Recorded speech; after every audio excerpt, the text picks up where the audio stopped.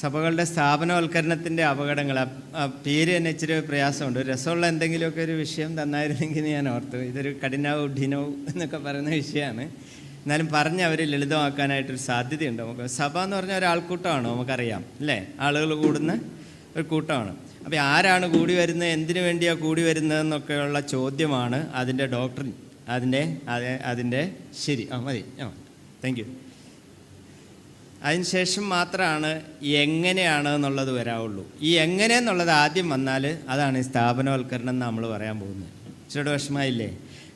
ഒരാൾക്കൂട്ടം, അത് ആരൊക്കെയാണ് കൂടുന്നത്, എന്തിനു വേണ്ടിയാണ് കൂടുന്നതെന്ന് ചോദിച്ചാൽ അതതിൻ്റെ ശരിയായ ഒരു കാര്യമാണ്, അതിൻ്റെ തിയറിയാണ്.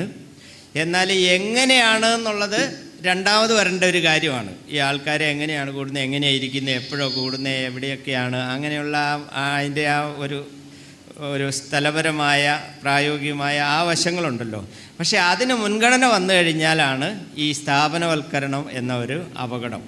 സ്ഥാപിച്ചതെല്ലാം സ്ഥാപനമാണെന്ന് നമുക്കറിയാം. സഭ സ്ഥാപിച്ചു തരാമെന്നൊക്കെ നമ്മൾ ചോദിക്കും. അപ്പോൾ സഭ ഒരു സ്ഥാപനമാണ്, ദൈവം സ്ഥാപിച്ചതാണെന്ന് നമുക്കറിയാം. സ്ഥാപനം എന്നുള്ള ഒരു തെറ്റൊന്നുമല്ല.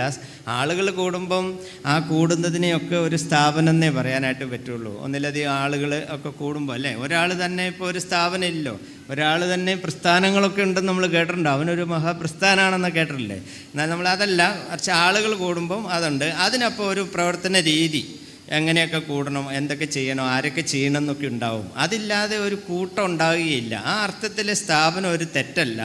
പക്ഷേ എന്നാൽ അതിൻ്റെ ഉദ്ദേശത്തിനും അതിനെക്കുറിച്ചുള്ള വിഭാവനയ്ക്ക് എതിരാകുമ്പോഴാണ് തെറ്റ്. ഉദാഹരണത്തിന് കോടഞ്ചേരി ക്യാമ്പ് നടത്തുന്നു. എന്തിനു വേണ്ടി, ആർക്ക് വേണ്ടി എന്ന ചോദ്യങ്ങളില്ലെങ്കിൽ, പണ്ട് മുതലേ ഉള്ളതല്ലേ, ഈ ഓഡിറ്റോറിയത്തിലല്ലേ നടന്നു വരുന്നത്, പണ്ട് തൊട്ടേ ക്യാമ്പിൻ്റെ രീതി ഇതല്ലേ എന്നിങ്ങനെയുള്ള കാരണങ്ങൾ കൊണ്ടാണെങ്കിൽ ഈ ക്യാമ്പ് കേവലം ഒരു അനുഷ്ഠാനമാകും.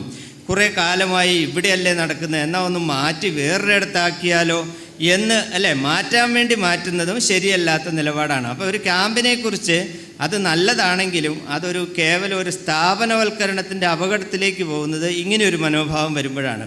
എന്നാൽ ഈ ക്യാമ്പ് തന്നെ മാറി വരുന്ന സാഹചര്യത്തിനും കാലത്തിനും അനുസരിച്ച് വിശ്വാസികളുടെ പരമാവധി പ്രയോജനത്തിനായിട്ടുള്ള ഒരു ക്രിയാത്മകമായ ആത്മീയ കൂട്ടായ്മ എന്ന നിലയിൽ ഇനി എവിടെ ആയാലും ക്രമീകരിക്കപ്പെടുമ്പോൾ, ഇവിടെയോ വേറെ എവിടെയോ ആയാലും ആ ക്യാമ്പ് എന്ന സ്ഥാപനം അതിൻ്റെ ലക്ഷ്യം നിലനിർത്തുന്ന ഒരു പരിപാടിയാവും. ഇപ്പോൾ ജീസസ് കിഡ്സ് കോവിഡ് കാലത്ത് സൺഡേ സ്കൂൾ ഇല്ലാതെ വന്നപ്പോൾ ജീസസ് കിഡ്സ് എന്ന് പറഞ്ഞ് ഒരു പരിപാടി തുടങ്ങി. കോവിഡൊക്കെ മാറി സൺഡേ സ്കൂളൊക്കെ റെഗുലറായി, എന്നാലും നമ്മൾ തുടങ്ങിപ്പോയതല്ലേ, ഇനി നമ്മൾ വിട്ടുകൊടുക്കണ്ട എന്ന് പറഞ്ഞ് നമ്മൾ തുടങ്ങുകയാണെങ്കിൽ അതാണ് ഈ സ്ഥാപനവൽക്കരണത്തിൻ്റെ ഒരു അപകടം. എന്നാൽ എല്ലാ കാലത്തും കുഞ്ഞുങ്ങളുണ്ട്. കുഞ്ഞുങ്ങളുടെ ഇടയിൽ പല വിധത്തിൽ ക്രിയാത്മകമായിട്ട് പ്രവർത്തിക്കാവുന്ന ഒരു ബോഡി എന്ന നിലയിൽ, ഒരു മിനിസ്ട്രി എന്ന നിലയിലാണെങ്കിൽ അത് തെറ്റുമല്ല. അപ്പോൾ ഈ സ്ഥാപനവൽക്കരണത്തിൻ്റെ അപകടവും തമ്മിൽ നമ്മൾ തിരിച്ചറിയണം. അപ്പോൾ നമ്മുടെ ഈ ചർച്ചയിൽ ഞാനൊരു 10-16 ചെറിയ ചോദ്യങ്ങൾ ഒരുക്കിയിട്ടുണ്ട്. ആ ചോദ്യങ്ങൾക്ക് ഈ 4 സഹോദരന്മാർ ഉത്തരം പറയുമ്പോൾ തന്നെ നമുക്കിതിൻ്റെ ശരിതെറ്റുകളെക്കുറിച്ചൊരു ധാരണ വരും. വന്നില്ലെങ്കിൽ ആരെങ്കിലും ഒന്ന് കൂട്ടിച്ചേർക്കേണ്ടി വരും. പക്ഷേ അതിനു മുമ്പ് ഇവിടെ മണിയടിക്കും, വിസിലടിക്കും. അതുകൊണ്ടാണ് അല്ലേ? അപ്പോൾ പാനലിസ്റ്റുകളായിട്ട് ഞാൻ ടോമിച്ചൻ സഹോദരനെയും പാട്രിക് സഹോദരനെയും ജോസഫ് പനിച്ചി സഹോദരനെയും ജസ്റ്റിൻ മോഹൻ്റെ സഹോദരനെയും ക്ഷണിക്കുകയാണ്. അവർക്ക് ഇങ്ങോട്ട് വന്നിരിക്കാം. ടോമിച്ചൻ സഹോദരൻ ആരാന്ന് നിങ്ങൾക്കറിയാമല്ലോ അല്ലേ? ഞാൻ വിശദാംശങ്ങളൊന്നും പോകണില്ല. എന്നാലും ദൈവത്തിൻ്റെ വചനം എന്ത് പറയുന്നു എന്നത് അക്ഷരം തെറ്റാതെ അത് അങ്ങനെയാണോ നോക്കുന്ന ഒരാളാണ് ഈ ടോമിച്ചൻ സഹോദരൻ. അപ്പോൾ ഈ ചർച്ചയ്ക്ക് ഒരാൾ അങ്ങനെ വേണം. പാട്രിക് സഹോദരൻ ആരാന്ന് ഞാനിങ്ങനെ ചിന്തിച്ചപ്പോഴും വ്യതിചലനങ്ങൾ വഴിപിഴക്കലാണോ എന്ന് സൂക്ഷ്മ നിരീക്ഷണം എപ്പോഴും നടത്തുന്ന ഒരാളാണ് പാട്രിക് സഹോദരൻ. ജോസഫ് പനിച്ചി സഹോദരനാണെങ്കിൽ എന്തിൻ്റെയും ഒളിഞ്ഞു കിടക്കുന്ന ഒരു മറുവശം ഉണ്ടോ എന്ന് നോക്കുന്ന ഒരാളാണ്. ജസ്റ്റിൻ മോഹനാണെങ്കിൽ കാര്യങ്ങളുടെ മാനുഷിക വശത്ത് നിന്നിട്ട് ശരി അന്വേഷിക്കുന്ന ഒരു ബുദ്ധിജീവിയാണ്. ഒരു മുണ്ടൊക്കെ കൊടുത്തപ്പോൾ തന്നെ നിങ്ങൾക്ക് മനസ്സിലായി ബുദ്ധിജീവിയാണ് എന്നുള്ളത്.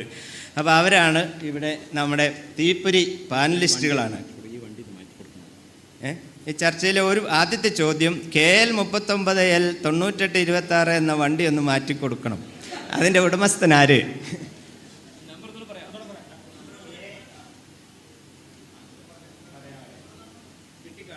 KL 39L 9826.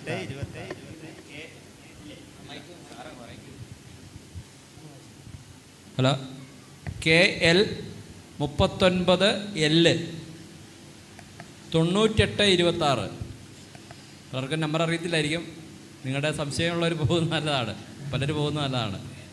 ഒന്ന് മാറ്റി കൊടുക്കണം വണ്ടി. സാറേ, സാറന്മാരോട് നമ്മുടെ ഇത് പ്രായോഗിക കാര്യങ്ങളാണ്. ഒരുപാട് ഉപദേശങ്ങളൊന്നും നമ്മൾ പ്രതീക്ഷിക്കുന്നില്ല ഈ ചർച്ചയിൽ. ഉപദേശം ഒത്തിരിയാണ് കേട്ട് മടുത്തു. പ്രായോഗികമായിട്ട് നമ്മൾ ചില പരിപാടികളൊക്കെ സഭയിലുമൊക്കെ ചെയ്യുകയും പ്രവർത്തിക്കുകയൊക്കെ ചെയ്യില്ലേ, അതിൻ്റെ അകത്ത് ഈ സ്ഥാപനവൽക്കരണം എന്ന അപകടം വരുന്നുണ്ടോ, എത്രത്തോളം എന്നുള്ളതാണ്. അപ്പോൾ ചെറിയ ഉത്തരങ്ങളാണ് നമ്മൾ പ്രതീക്ഷിക്കുന്നത്. എസ് ഓർ നോ, ഒബ്ജക്റ്റീവ്, പിന്നെ ഒബ്ജക്റ്റീവ് സെൻറ്റൻസ് ആയിട്ട് പറയാമെന്ന് മാത്രമേ ഉള്ളൂ. അപ്പോൾ ഒന്നാമത്തെ ചോദ്യം ചോദിക്കട്ടെ, നമ്മുടെ സഭകൾ ഈ സ്ഥാപനവൽക്കരണം എന്നുള്ള വാക്ക് ഇച്ചിരി കട്ടിയാണോ, അത് വിശദീകരിക്കണ്ടല്ലോ അല്ലേ? അതിനെന്താ ഈ മലയാളത്തിൽ ഇംഗ്ലീഷിൽ എളുപ്പമായിരിക്കും അല്ലേ? ഇൻസ്റ്റിറ്റ്യൂഷണലൈസേഷനോ, എൻ്റെ അതായാലും പാടാം. വേറെ ഏതായാലും മലയാളം നല്ല പദമുണ്ടോ? സ്ഥാപനവൽക്കരണം, അത് തന്നെ. പിന്നെ അത് എന്നാന്ന് ഇത് കഴിയുമ്പോൾ മനസ്സിലാവും, ഒരു വാക്ക് പഠിക്കാമല്ലോ. നമ്മുടെ സഭകൾ ആരംഭിച്ച കാലത്ത് ഞാനൊരു നെസ്റ്റാൾജിയ ഫീലിംഗ് ഉണ്ടാക്കാൻ വേണ്ടിയാണ് ടോമിച്ച് സോറിനോടാണ് ആദ്യം ചോദിക്കുന്നത്. ടോമിച്ചൻ, പാട്രിക്, ജോസഫൻറ്റ്, ജസ്റ്റിൻ, ഈ ഓർഡറിൽ നിങ്ങൾക്ക് 4 റൗണ്ട് ചോദ്യങ്ങളുണ്ട്. അപ്പോൾ വേഗം പറഞ്ഞോണം, ഈ ക്വിസ്സാണ്. നമ്മുടെ സഭകൾ ആരംഭിച്ച 80കളിലെ സഭയുടെ പ്രവർത്തന ഘടന എങ്ങനെയായിരുന്നു എന്നൊന്ന് അയവിറക്കി പറയാമോ? എന്തൊക്കെ പരിപാടികൾ, നേതൃത്വം, സ്ഥലങ്ങളുടെ സൗകര്യം, നിയന്ത്രണം, തീരുമാനങ്ങൾ, ഇങ്ങനെയുള്ള കാര്യങ്ങൾ. ഞാൻ 82 മുതൽ കോവൂരുണ്ടായിരുന്ന നമ്മൾ കോഴിക്കോട് തുടങ്ങിയ സഭയിൽ അംഗമാണ്. അപ്പോൾ അക്കാലത്തെ പരിപാടി എന്ന് പറഞ്ഞാൽ എപ്പോഴും പരിപാടികളാണ്. ഞായറാഴ്ച മീറ്റിങ്, പിന്നെ എന്തെങ്കിലും ഒരു ഹോളിഡേ വെച്ചാൽ അപ്പോൾ ഏൽപ്പിച്ചാൽ എന്തെങ്കിലും ഒരു ക്യാമ്പ്, വിശ്വാസികൾക്ക് വളരാനുള്ള, വിശ്വാസികൾക്കുള്ള ക്യാമ്പ്, അല്ലെങ്കിൽ സീക്കേഴ്സിനുള്ള ക്യാമ്പ്, അങ്ങനെ ബൈബിൾ പഠിക്കുവാനായിട്ടുള്ള അനവധിയായിട്ടുള്ള അവസരങ്ങൾ എല്ലാവരും സ്റ്റുഡൻസാണ്. അപ്പോൾ ഹോളിഡേയ്സിലേ പറ്റുള്ളൂ. എല്ലാ അവധിക്കാലത്തും എപ്പോഴും ചെറിയ ഒരു ദിവസം വന്നാലും അപ്പോൾ എന്തെങ്കിലും ഒരു ക്യാമ്പ് അങ്ങ് നടക്കും. ക്യാമ്പായിരുന്നു ആ കാലത്തെ പ്രമുഖമായ പരിപാടി. ലീഡർഷിപ്പുമായിട്ടുള്ള വ്യത്യാസം എന്നോട് ചോദിച്ചിരുന്നു. അപ്പം അന്ന് അങ്ങനെ ലീഡർഷിപ്പും വിശ്വാസികളും തമ്മിൽ എല്ലാവരും ഇങ്ങനെ അധ്വാനിക്കുകയാണ്. എല്ലാവർക്കും അതൊരു പുതിയ ലോകമാണല്ലോ. നമ്മൾ സത്യങ്ങളുടെ വലിയൊരു കലവറ ഇങ്ങനെ തുറന്ന് കാണുന്ന അതിശയത്തോടെയാണ് കാര്യങ്ങളെല്ലാം കാണുന്നത്. അപ്പോൾ ഈ സത്യം മറ്റുള്ളവരിലേക്ക് എത്തിക്കുക, കൂടുതൽ സത്യങ്ങൾ മനസ്സിലാക്കുക. എബ്രഹാം ബ്രദർ വരുമായിരുന്നു തൃശ്ശൂരിൽ നിന്ന്. ഇടയ്ക്ക് ജ്ഞാനകരൻ ബ്രദർ വല്ലപ്പോഴും വരും. അപ്പോൾ എ പി ജോസ് സാറിനുണ്ട്, ജോർമി സാറിനുണ്ട്. അപ്പോൾ ഇങ്ങനെ വചനം പഠിക്കുക എന്നുള്ള ഒരു പരിപാടിയായിരുന്നു ഇപ്പോൾ നടന്നുകൊണ്ടിരുന്നത്. സ്ഥലപരിമിതികളെക്കുറിച്ച് അന്ന് ക്യാമ്പുകളൊക്കെ നടത്തും, പക്ഷേ ക്യാമ്പിന് സ്ഥലങ്ങളൊന്നും ഉണ്ടായിരുന്നില്ല. സ്ഥലം എന്ന് പറഞ്ഞാൽ മിക്കവാറൊക്കെ ക്രിസ്ത്യൻ കോളേജിലെ ഒരു ഓഡിറ്റോറിയമായിരുന്നു. അവിടെ താമസിക്കുവാനായിട്ട് കോളേജിലെ കുട്ടികൾ ഉപയോഗിക്കുന്ന ബ്ലോക്കായിട്ടുള്ള കക്കൂസുകളൊക്കെയാണുള്ളത്. അപ്പോൾ പാട്രിക് സാറിനും മറ്റുള്ള എല്ലാവരും കൂടെ പോയി തലേദിവസം പോയി പ്ലാസ്റ്റിക് കൂടൊക്കെ കയ്യിലിട്ട് അതിൻ്റെ അകത്തൊക്കെ വൃത്തിയാക്കി ഞങ്ങളൊക്കെ കൂടി അത് ചെയ്യും. അങ്ങനെ പ്രത്യേകിച്ച് കിടക്കാൻ സൗകര്യം, എല്ലാവരും നടന്ന് വൃത്തികേടാക്കിയ ഫ്ലോറൊക്കെയാണുള്ളത്, മുഴുവൻ പൊടിയാണ്. ക്രിസ്ത്യൻ കോളേജ് നിങ്ങൾക്ക് അറിയാമല്ലോ, കടലിൻ്റെ തീരത്തായതുകൊണ്ട്. അപ്പോൾ അങ്ങനത്തെ സൗകര്യം, വളരെ പരിമിതമായ സൗകര്യങ്ങളിൽ എല്ലാ സമയങ്ങളും എല്ലാവരും അഡ്ജസ്റ്റ് ചെയ്ത് ധാരാളം 2-3 ദിവസങ്ങളിലുള്ള ക്യാമ്പുകൾ ഇടയ്ക്ക് നടത്തും. അപ്പോൾ ആ കാര്യങ്ങളിലൊക്കെ എന്ന് പറഞ്ഞാൽ സ്ഥലവും സൗകര്യങ്ങളൊന്നും ഒരു വിഷയമായിരുന്നില്ല. അതിൻ്റെ നിയന്ത്രണമെന്ന് പറഞ്ഞാൽ ക്യാമ്പിലൊക്കെ ഈ ക്രിസ്ത്യൻ കോളേജിൻ്റെ അവിടെ സഹോദരിമാരെയൊക്കെ കൊണ്ട് രാത്രി താമസിപ്പിക്കുക എന്ന് പറഞ്ഞാൽ വലിയ ബുദ്ധിമുട്ടാണ്. അപ്പോൾ ഞങ്ങൾ ചെയ്യുന്നത്, രാത്രി ഞങ്ങൾ സഹോദരന്മാർ അങ്ങനെ ഇടവിട്ട് അങ്ങനെ ത്രൂ ഔട്ട് നൈറ്റ് ഉറങ്ങാതെ ആളുകൾ കാവൽ നിൽക്കുക എന്നുള്ളതാണ്. കാരണം അതത്ര സുരക്ഷിതമായ സ്ഥലമല്ല. അവിടെ ഈ ഡ്രഗ്സ് അഡിക്റ്റുകളും മദ്യപന്മാരൊക്കെ വരുന്ന സ്ഥലമാണ് ക്രിസ്ത്യൻ കോളേജിലൊക്കെ. ക്രൈസ്റ്റ് ഹാളിൽ നടത്താനായിട്ട് വല്ലപ്പോഴൊക്കെ നടത്തും. അത് പൈസ ചിലവ് കൂടുതലാണ്, പണച്ചിലവ് കൂടുതലാണ്. എല്ലാവരും വിദ്യാർത്ഥികളായിരിക്കുമ്പോൾ അതൊന്നും അങ്ങനെ നടക്കുകയല്ലോ. അപ്പോൾ അങ്ങനെ ഉള്ള സൗകര്യങ്ങളിലൊക്കെയാണ് നടത്തിയത്. എല്ലാവരും കർത്താവിൻ്റെ കൃപ ധാരാളം അനുഭവിച്ചിരുന്നു. അപ്പോൾ ക്യാമ്പിനെ കുറിച്ചൊക്കെ തീരുമാനങ്ങളും അങ്ങനെ ഒരു ചർച്ചകളൊന്നുമില്ല. മിക്കവാറൊക്കെ എ പി എസ് സാറിനൊക്കെ പറയുകയാണ്, ഞങ്ങളൊക്കെ കൊടിയിലൊക്കെ വീട്ടിൽ കൂടുമ്പോൾ പറയും നമുക്കിന്ന് ക്യാമ്പ് നടത്തിയാലോ. ഹോളിഡേയ്സൊക്കെ ക്യാമ്പാണ്. അന്നത്തെ കാലത്ത് വേറൊരു സൗകര്യം ഞാൻ ഓർക്കുന്നത്, ഈ ക്രിസ്മസിനും ഈസ്റ്ററിനൊക്കെ വീട്ടിൽ കുടുങ്ങിയ വലിയ പ്രശ്നമാണ്. കാരണം ദുഃഖവെള്ളിയാഴ്ച പള്ളി, ഈസ്റ്ററിന് പള്ളിയിൽ പോകാതൊക്കെ, ദുഃഖവെള്ളിയാഴ്ചയൊക്കെ പള്ളിയിൽ പോകാതിരിക്കുക എന്ന് പറഞ്ഞാൽ മാരക പാപികൾ ചെയ്യുന്ന കാര്യങ്ങളാണ്. അപ്പോൾ ആ സമയങ്ങളിലൊക്കെ വീട്ടിലായിരിക്കുക എന്നുള്ളത് പ്രായോഗികമായിട്ട് വലിയ ബുദ്ധിമുട്ടാണ്. കാരണം ക്രിസ്മസിന് പള്ളിയിൽ പോകാതിരിക്കുക എന്നൊക്കെ പറഞ്ഞാൽ, അപ്പോൾ നമ്മൾ ക്യാമ്പിലേക്ക് അങ്ങ് പോയി കഴിഞ്ഞാൽ പിന്നെ അവരോട് വീട്ടുകാരോട് മറുപടി പറയണ്ടല്ലോ, നാട്ടുകാരോട് മറുപടി. അങ്ങനെ ഒരു സൗകര്യം ഞങ്ങൾക്ക് എല്ലാവർക്കും ഉണ്ടായിരുന്നു. അതൊരു സന്തോഷമായിട്ട് തോന്നിയിരുന്നു. അപ്പോൾ അങ്ങനെ കോവൂര് സ്വർഗ ലോഡ്ജിൽ അങ്ങനെ ഞായറാഴ്ച ഒരു റൂം വാടകയ്ക്ക് എടുത്ത് ഞങ്ങളൊരു 5-10-15 പേരൊക്കെ ഉണ്ടെന്ന് തോന്നുന്നത്. ജോർമി സോനുണ്ട്, ഏൽപ്പിച്ചാനുണ്ട്, ഷൈനി, അങ്ങനെ കുറേ സഹോദരിമാരുണ്ട്. അങ്ങനെ ബേബിച്ചനൊക്കെ ഉണ്ട്, KM ബേബി സഹോദരനുണ്ട്, സുനിലുണ്ട്. അപ്പോൾ അങ്ങനെയാണ് ആ കാലം ഞങ്ങൾ തുടങ്ങിയത്. വളരെ സന്തോഷത്തിൻ്റെ ഒരു കാലമാണ്. ഒരു അടിസ്ഥാന സൗകര്യങ്ങളുമില്ല, എന്നാൽ ഇതുപോലെ ഇതിനെക്കാട്ടിലും നല്ല രീതിയിൽ എല്ലാ കാര്യങ്ങളും നടത്താനായിട്ട് അന്ന് സാധിച്ചു. ഇന്ന് നമുക്ക് ധാരാളം സൗകര്യങ്ങളായി, ധാരാളം അതൊക്കെ നമ്മൾ ഉപയോഗിക്കുന്നു. അപ്പോൾ എൻ്റെ ഒരു ഓർമ്മകൾ അത്രയൊക്കെയാണ്. പഴയ ഓർമ്മകളുടെ മധുരം അല്ലേ. സ്വർഗാലോചന തൊട്ട് സ്വർഗം വരെ നമ്മുടെ സഭയുടെ കൂടെ ഉണ്ടാകുന്ന ഒരു മനുഷ്യനാണിത്. ക്രൈസ്റ്റോളിൽ ക്യാമ്പ് നടക്കുമ്പോൾ ഞാൻ ഇങ്ങനെ പോയപ്പോൾ ഒരു ദിവസം പാട്ടിക് സോറിന് ഇങ്ങനെ ആവേശത്തിൽ കുളിക്കുക. പാട്ടിക് സോറൻ പറയാം, എടോ ക്യാമ്പിൻ്റെ സോപ്പാടാ തേച്ചോന്ന്. സോപ്പൊക്കെ തേച്ച് കുളിക്കാൻ നമുക്ക് അന്നൊക്കെ വലിയ ബുദ്ധിമുട്ടാണ്. അപ്പോൾ ക്യാമ്പ് അങ്ങനെ കുറേ ഉഷാറൊക്കെ എല്ലാവർക്കും നമുക്ക് ഇഷ്ടമായിരുന്നു. പാട്ടിക് സോറ ഏകദേശം 40 വർഷമായി ഈ പരിപാടികളൊക്കെ ഇങ്ങനെ നിരീക്ഷിച്ചു വരുന്ന ഒരാളാണ്. അപ്പം നമ്മുടെ സഭകളുടെ പ്രവർത്തന ഘടനയിലും രീതികളിലും സംഭവിച്ച മാറ്റങ്ങൾ ആ 80-കൾ ഇങ്ങ് കഴിഞ്ഞ് 2023 എത്തുമ്പോൾ ഉണ്ടാകുന്ന മാറ്റങ്ങൾ ഏതെങ്കിലും ഒന്ന് ചുരുക്കി പറയാമോ? ഇവർ നേരത്തെ ചോദ്യങ്ങൾ തന്നിരുന്നു, അതുകൊണ്ട് ഇങ്ങനെ ചിലതൊക്കെ എഴുതി വെച്ചിട്ടുണ്ട്. ഞാൻ കണ്ടിട്ടുള്ള മാറ്റങ്ങൾ അന്നും ഇന്നുമായിട്ട് എനിക്ക് അനുഭവപ്പെട്ടിട്ടുള്ളത്, പണ്ട് നേതൃത്വം സഭയ്ക്കുണ്ടെങ്കിലും നേതൃത്വം വിശ്വാസികൾ തമ്മിലൊരു അകൽച്ചയില്ല. അതുപോലെ തന്നെ അവർ നേതൃത്വത്തിൽപ്പെട്ടവരാണ് നമ്മൾ സാധാരണ വിശ്വാസികൾ. ആ ഒരു എന്താ പറയുന്നത്, അധികാരത്തിൻ്റെ ഭാഷയൊന്നും അന്ന് ഉപയോഗിച്ചിരുന്നില്ല. എന്നാൽ ഇന്ന് ഞാൻ കണ്ടിട്ടുള്ളത് കുറേ കൂടെ മൂപ്പനാണ് പറയുന്നത് അനുസരിക്കണം, ആ രീതിയിൽ. പണ്ട് മൂപ്പനുണ്ടായിരുന്നെങ്കിലും അങ്ങനെ ഒരു രീതിയല്ല. അവർ എല്ലാവരുടെയും കൂടെ ഡ്യൂട്ടിയാണ് അങ്ങനെ ചെയ്യുന്നതായിരുന്നു അന്ന് കണ്ടിരുന്നത്. അപ്പോൾ ഇന്ന് അതിലൊരു വ്യത്യാസം എനിക്ക് അനുഭവപ്പെട്ടിട്ടുണ്ട്. അതായത് ബന്ധങ്ങളിലൊരു അധികാരത്തിൻ്റെ ഒരു ഭാഷ, അധികാരത്തിൻ്റെ ഒരു ശബ്ദം, അത് ഒരു വ്യത്യാസമായിട്ട് അന്നും ഇന്നും എനിക്ക് തോന്നിയിട്ടുണ്ട്. അന്ന് അത്ര ഇല്ലായിരുന്നു, ഇന്നത് കൂടുതലുണ്ടെന്ന് തോന്നുന്നു. അപ്പോൾ സ്ഥാപനവൽക്കരണം അത് തോന്നിയിട്ടുണ്ട്. പിന്നെ രണ്ടാമത് എനിക്ക് തോന്നിയിട്ടുള്ളത് നമ്മുടെ പ്രോഗ്രാമുകൾ ഈ അന്ന് കോമൺ പ്രോഗ്രാമുകളായിരുന്നു. യുവാക്കൾക്ക് വേണ്ടി പ്രത്യേക ക്ലാസ്സോ പ്രായമുള്ളവർക്ക് വേണ്ടി പ്രത്യേക ക്ലാസ്സോ ഉണ്ടായിരുന്നില്ല. അപ്പോൾ ഇന്ന് എനിക്ക് തോന്നിയിട്ടുള്ളത്, എനിക്ക് പൊതുവെ യൂത്ത് ക്യാമ്പും സൗകര്യ മീറ്റിങ്ങും ഇങ്ങനെയുള്ള മീറ്റിങ്ങിൽ ഇഷ്ടമുള്ള ആളല്ല. പറയിപ്പിച്ചത് അങ്ങനെ. അതിന് കാരണം ബൈബിളിൽ ഒരിക്കലും പഴയ നിയമത്തിലും പുതിയ നിയമത്തിലും അങ്ങനെ ഗ്രൂപ്പായിട്ട് മീറ്റിങ്ങുകൾ നടത്തിയായിട്ട് കണ്ടിട്ടില്ല. അതുകൊണ്ടാണ് ഇന്ന് 60 കഴിഞ്ഞവരുടെ മീറ്റിംഗ്, 80 കഴിഞ്ഞവരുടെ മീറ്റിംഗ്, 30കാരുടെ മീറ്റിംഗ്, 17കാരുടെ മീറ്റിംഗ്, 5കാരുടെ മീറ്റിംഗ്, ശുശ്രൂഷകന്മാരുടെ മീറ്റിംഗ്, മിഷണറിമാരുടെ മാത്രം മീറ്റിംഗ്, മൂപ്പന്മാരുടെ മാത്രം മീറ്റിംഗ്. കാലക്രമേണ എനിക്ക് തോന്നുന്നത് ഇത് പ്രത്യേക ഗ്രൂപ്പുകളായിട്ട് തീരാൻ സാധ്യത കൂടുതലുണ്ടെന്ന് തോന്നിയിട്ടുണ്ട്. നമ്മൾ ഗ്രൂപ്പിസത്തിനെതിരെ പ്രസംഗിക്കുകയും ഗ്രൂപ്പുകളായിട്ട് മീറ്റിംഗ് നടത്തുകയും ചെയ്യുന്നത്, അങ്ങനെ ഒരു വ്യത്യാസം ഇന്ന് കണ്ടിട്ടുണ്ട്. അന്ന് അങ്ങനെ ഇല്ലായിരുന്നു. ആ ഇല്ലായിരുന്ന ഗുണമാണെന്ന് എനിക്ക് തോന്നിയിട്ടുണ്ട്. കാരണം കല്യാണം കഴിച്ചിട്ടല്ലല്ലോ കുടുംബജീവിതത്തെക്കുറിച്ച് ക്ലാസ് കേൾക്കേണ്ടത്. അവർ ചെറുപ്പത്തിലേ കേട്ട് വളരട്ടെ. അപ്പോൾ കല്യാണം കഴിക്കുമ്പോൾ തന്നെ ഒരു കൗൺസിലിങ്ങും കൂടിയ പ്രയോജനം അവന് ചെറുപ്പം മുതലേ കേട്ട് വരുന്ന കാര്യങ്ങളാണ്. മക്കളെ വളർത്താൻ പഠിക്കുന്ന മക്കളുണ്ടായി കഴിഞ്ഞിട്ട് ഒരു ക്ലാസ് എടുക്കാമല്ലോ, ചെറുപ്പത്തിലേ പഠിക്കട്ടെ പിള്ളേർ. അതുപോലെ പ്രായമായ 60 വയസ്സും 70 വയസ്സും കഴിഞ്ഞാൽ എങ്ങനെ ജീവിക്കണമെന്ന് ചെറുപ്പക്കാർ തന്നെ പഠിക്കട്ടെ, കാരണം അവർ അങ്ങോട്ടല്ലേ പോകുന്നത്. അപ്പോൾ അതൊരു വ്യത്യാസം എനിക്ക് തോന്നുന്നുണ്ട്. അന്നിങ്ങനെ കമ്പാർട്ട്മെൻറ്റലൈസേഷൻ, ഓവർ കമ്പാർട്ട്മെൻറ്റലൈസേഷൻ ഇല്ലായിരുന്നു, ഇന്നതുണ്ട്. അതൊരു വ്യത്യാസമാണ്. അത് നല്ലതാണോ മോശമാണോ എന്നുള്ളത് എൻ്റെ അനുഭവത്തിൽ നല്ലതായിട്ട് എനിക്ക് തോന്നിയിട്ടില്ല. മൂന്നാമത് എനിക്ക് തോന്നിയിട്ടുള്ളത്, ഉപദേശപരമായ കാര്യങ്ങളിൽ ഇന്ന് ഉപദേശപരമായ ക്ലാരിറ്റി കൂടുതലുണ്ട്. വചനം പഠിച്ചിട്ട് ഇപ്പോൾ തന്നെ ഇവിടുത്തെ ക്ലാസ്സുകൾ നിങ്ങൾ ശ്രദ്ധിച്ചാൽ അറിയാം. ഇവിടെ നമ്മളിപ്പോൾ ക്യാമ്പിലെടുത്ത ക്ലാസ്സുകളെല്ലാം ചിലത് നമുക്ക് ആവർത്തനം പോലെ തോന്നും, നമുക്ക് പരിചയമുള്ള കാര്യങ്ങൾ പോലെ തോന്നും. അതിൻ്റെ ഒരു കാരണം ഒരുപക്ഷെ പ്രസംഗിക്കുന്നവരുടെ ഒരുക്കക്കുറവാകാം. 2, നാം വചനം പഠിച്ച് വളർന്നത് കൊണ്ടാകാം. കാരണം നമ്മൾ കുറേ കാലമായിട്ട് പലതും കേട്ടും പഠിച്ച് സഭകളിൽ ചർച്ച ചെയ്ത വിഷയങ്ങളൊക്കെ ആയിരിക്കും ഇവിടെ പറയാം. അതുകൊണ്ട് നമുക്കൊരു പുതുമ തോന്നണമെന്നില്ല, അതാകാം. ഏതെങ്കിലും ഒന്നാണ്. പക്ഷേ ഇപ്പോൾ പൊതുവേ നമ്മുടെ വിശ്വാസികൾക്ക് ഉപദേശ അന്യഭാഷയെക്കുറിച്ചോ അല്ലെങ്കിൽ രക്ഷയുടെ പദ്ധതിയെക്കുറിച്ചോ എന്തും ഏകസാക്ഷികളുടെ ഉപദേശമാണെങ്കിലും ഉപദേശപരമായ കുറേ കൂടെ വ്യക്തതയും കൃത്യതയുണ്ട് ഇന്ന്. അന്ന് അത്ര എല്ലാവർക്കും അത്ര കൃത്യത ഉണ്ടായിരുന്നില്ല എന്നെനിക്ക് തോന്നിയിട്ടുണ്ട്. പിന്നെ അന്നത്തെ ഇന്നത്തെ തമ്മിലൊരു വ്യത്യാസം, ഇപ്പം നമ്മളിവിടെ മാറ്റം വേണം, നമ്മളെല്ലാവരുമായിട്ട് യോജിക്കണമെന്നൊക്കെ പറഞ്ഞില്ലേ, ഇപ്പോൾ ഓണത്തിൻ്റെ കാര്യമൊക്കെ പറഞ്ഞില്ലേ. അപ്പോൾ അന്ന് അങ്ങനെയുള്ള കാര്യങ്ങളൊന്നും ചർച്ചയ്ക്ക് പൊതുവെ വരലില്ലായിരുന്നു എനിക്ക് തോന്നുന്നു. അന്നൊരു സ്റ്റാൻഡ് എടുത്താൽ ആ സ്റ്റാൻഡിൽ തന്നെ ആൾക്കാർ നിൽക്കും, അല്ലാതെ ഇപ്പം നമ്മുടെ കുടുംബക്കാർ വിളിച്ചാൽ അതിന് അങ്ങനെ പോകില്ല. അതുകൊണ്ടുള്ള പ്രശ്നങ്ങൾ ഉണ്ടായിട്ടുണ്ട്, സോർമാർ പറഞ്ഞിട്ടുണ്ട്. ഇന്നങ്ങനെയല്ല, നമ്മളെല്ലാവരോടും ഒന്ന് യോജിച്ച് പോകുന്നതാണ് നല്ലതെന്നൊക്കെ ആളുകൾ പറയാറുണ്ട്. ഞാനതിനെതിരുമാണ്, അന്നത് കണ്ടിട്ടുമില്ല. മാറ്റം വേണമെന്നൊന്ന് ചോദിച്ചാൽ മാറ്റം വേണ്ടെന്നാണ് എൻ്റെ അഭിപ്രായം.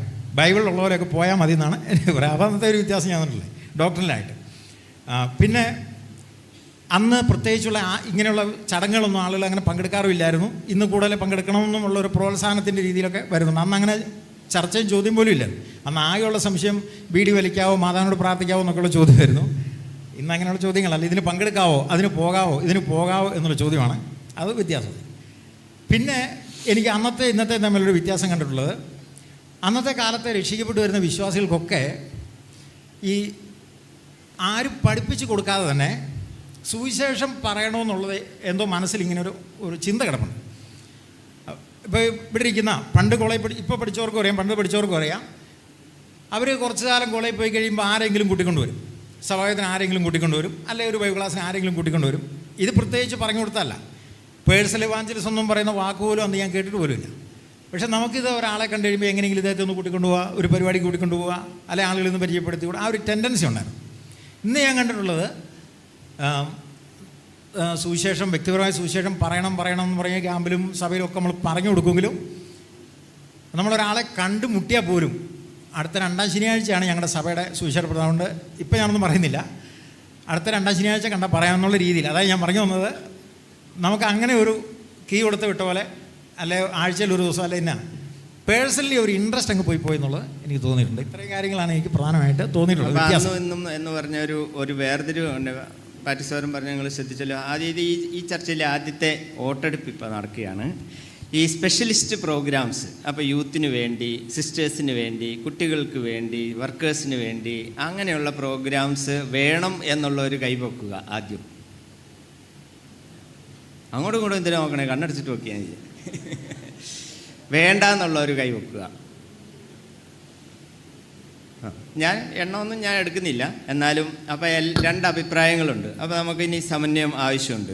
സുവിശേഷ താല്പര്യം അന്ന് എല്ലാവർക്കും ഉണ്ടായിരുന്നു. വളരെ ശ്രദ്ധേയമായിട്ടുള്ള അന്നും ഇന്നും തമ്മിലുള്ള ഒരു മാറ്റമാണ് സുവിശേഷ പ്രവർത്തനം. ഞാൻ ഓർക്കുന്നുണ്ട്, ഒരിക്കൽ ഞങ്ങൾ ഒരു ബസ്സിൽ, കോഴിക്കോട് ഏതോ ഒരു ബസ്സിൽ ഇങ്ങനെ യാത്ര ചെയ്യുമ്പം ഞങ്ങൾ 2 പേര്, അതിൽ ഒരാൾ രക്ഷിക്കപ്പെട്ട ആളൊന്നുമല്ല, ദൈവത്തിലുള്ള നമ്മുടെ റജു, അവനും കൂടി ഞങ്ങൾ ട്രാക്ടർ കൊടുക്കുക. അന്ന് ഞാൻ പോലും ട്രാക്ടർ കൊടുത്തു. അപ്പോൾ അവിടെ ഇരുന്ന് വെച്ച് പ്രായമുള്ള ഒരാളെ ഞാൻ ശ്രദ്ധിച്ചു. അദ്ദേഹം ചോദിച്ചു, നിങ്ങൾ AP ഹോസ്പിറ്റൽ സഭയിലുള്ളതാണോ എന്ന് ചോദിച്ചു. PM മാത്യു സോറിനായിരുന്നു അത്. ഉണ്ട്. അപ്പോൾ അവരെ ശ്രദ്ധിച്ചു. അന്ന് നമ്മൾ അതൊരു നോട്ടബിളായിട്ടുള്ള ആ ഒരു താല്പര്യം നമുക്കുണ്ടായി. ഇപ്പോൾ പക്ഷേ നമ്മൾ അങ്ങനെ ചെയ്യില്ല. കുറേ കാര്യങ്ങൾ പറഞ്ഞല്ലോ, ആ അധികാരത്തിൻ്റെ ആ ഒരു സമീപന രീതിയൊക്കെ. ജോസഫ് പഞ്ചിയോടാണ് അടുത്ത ചോദ്യം. ആദിമസഭയും നമ്മുടെ സഭകളും തമ്മിൽ, ആദിമസഭ ബൈബിളിലൊക്കെ പറയുന്ന പ്രവർത്തന ഘടനയിലുള്ള അല്ലെങ്കിൽ രീതികളിലുള്ള സാധർമ്യങ്ങളും വ്യത്യാസവും ഒന്ന് ചുരുക്കി പറയാമോ? ആദിമസഭയും ബൈബിളിലെ സഭകളും നമ്മളും തമ്മിൽ.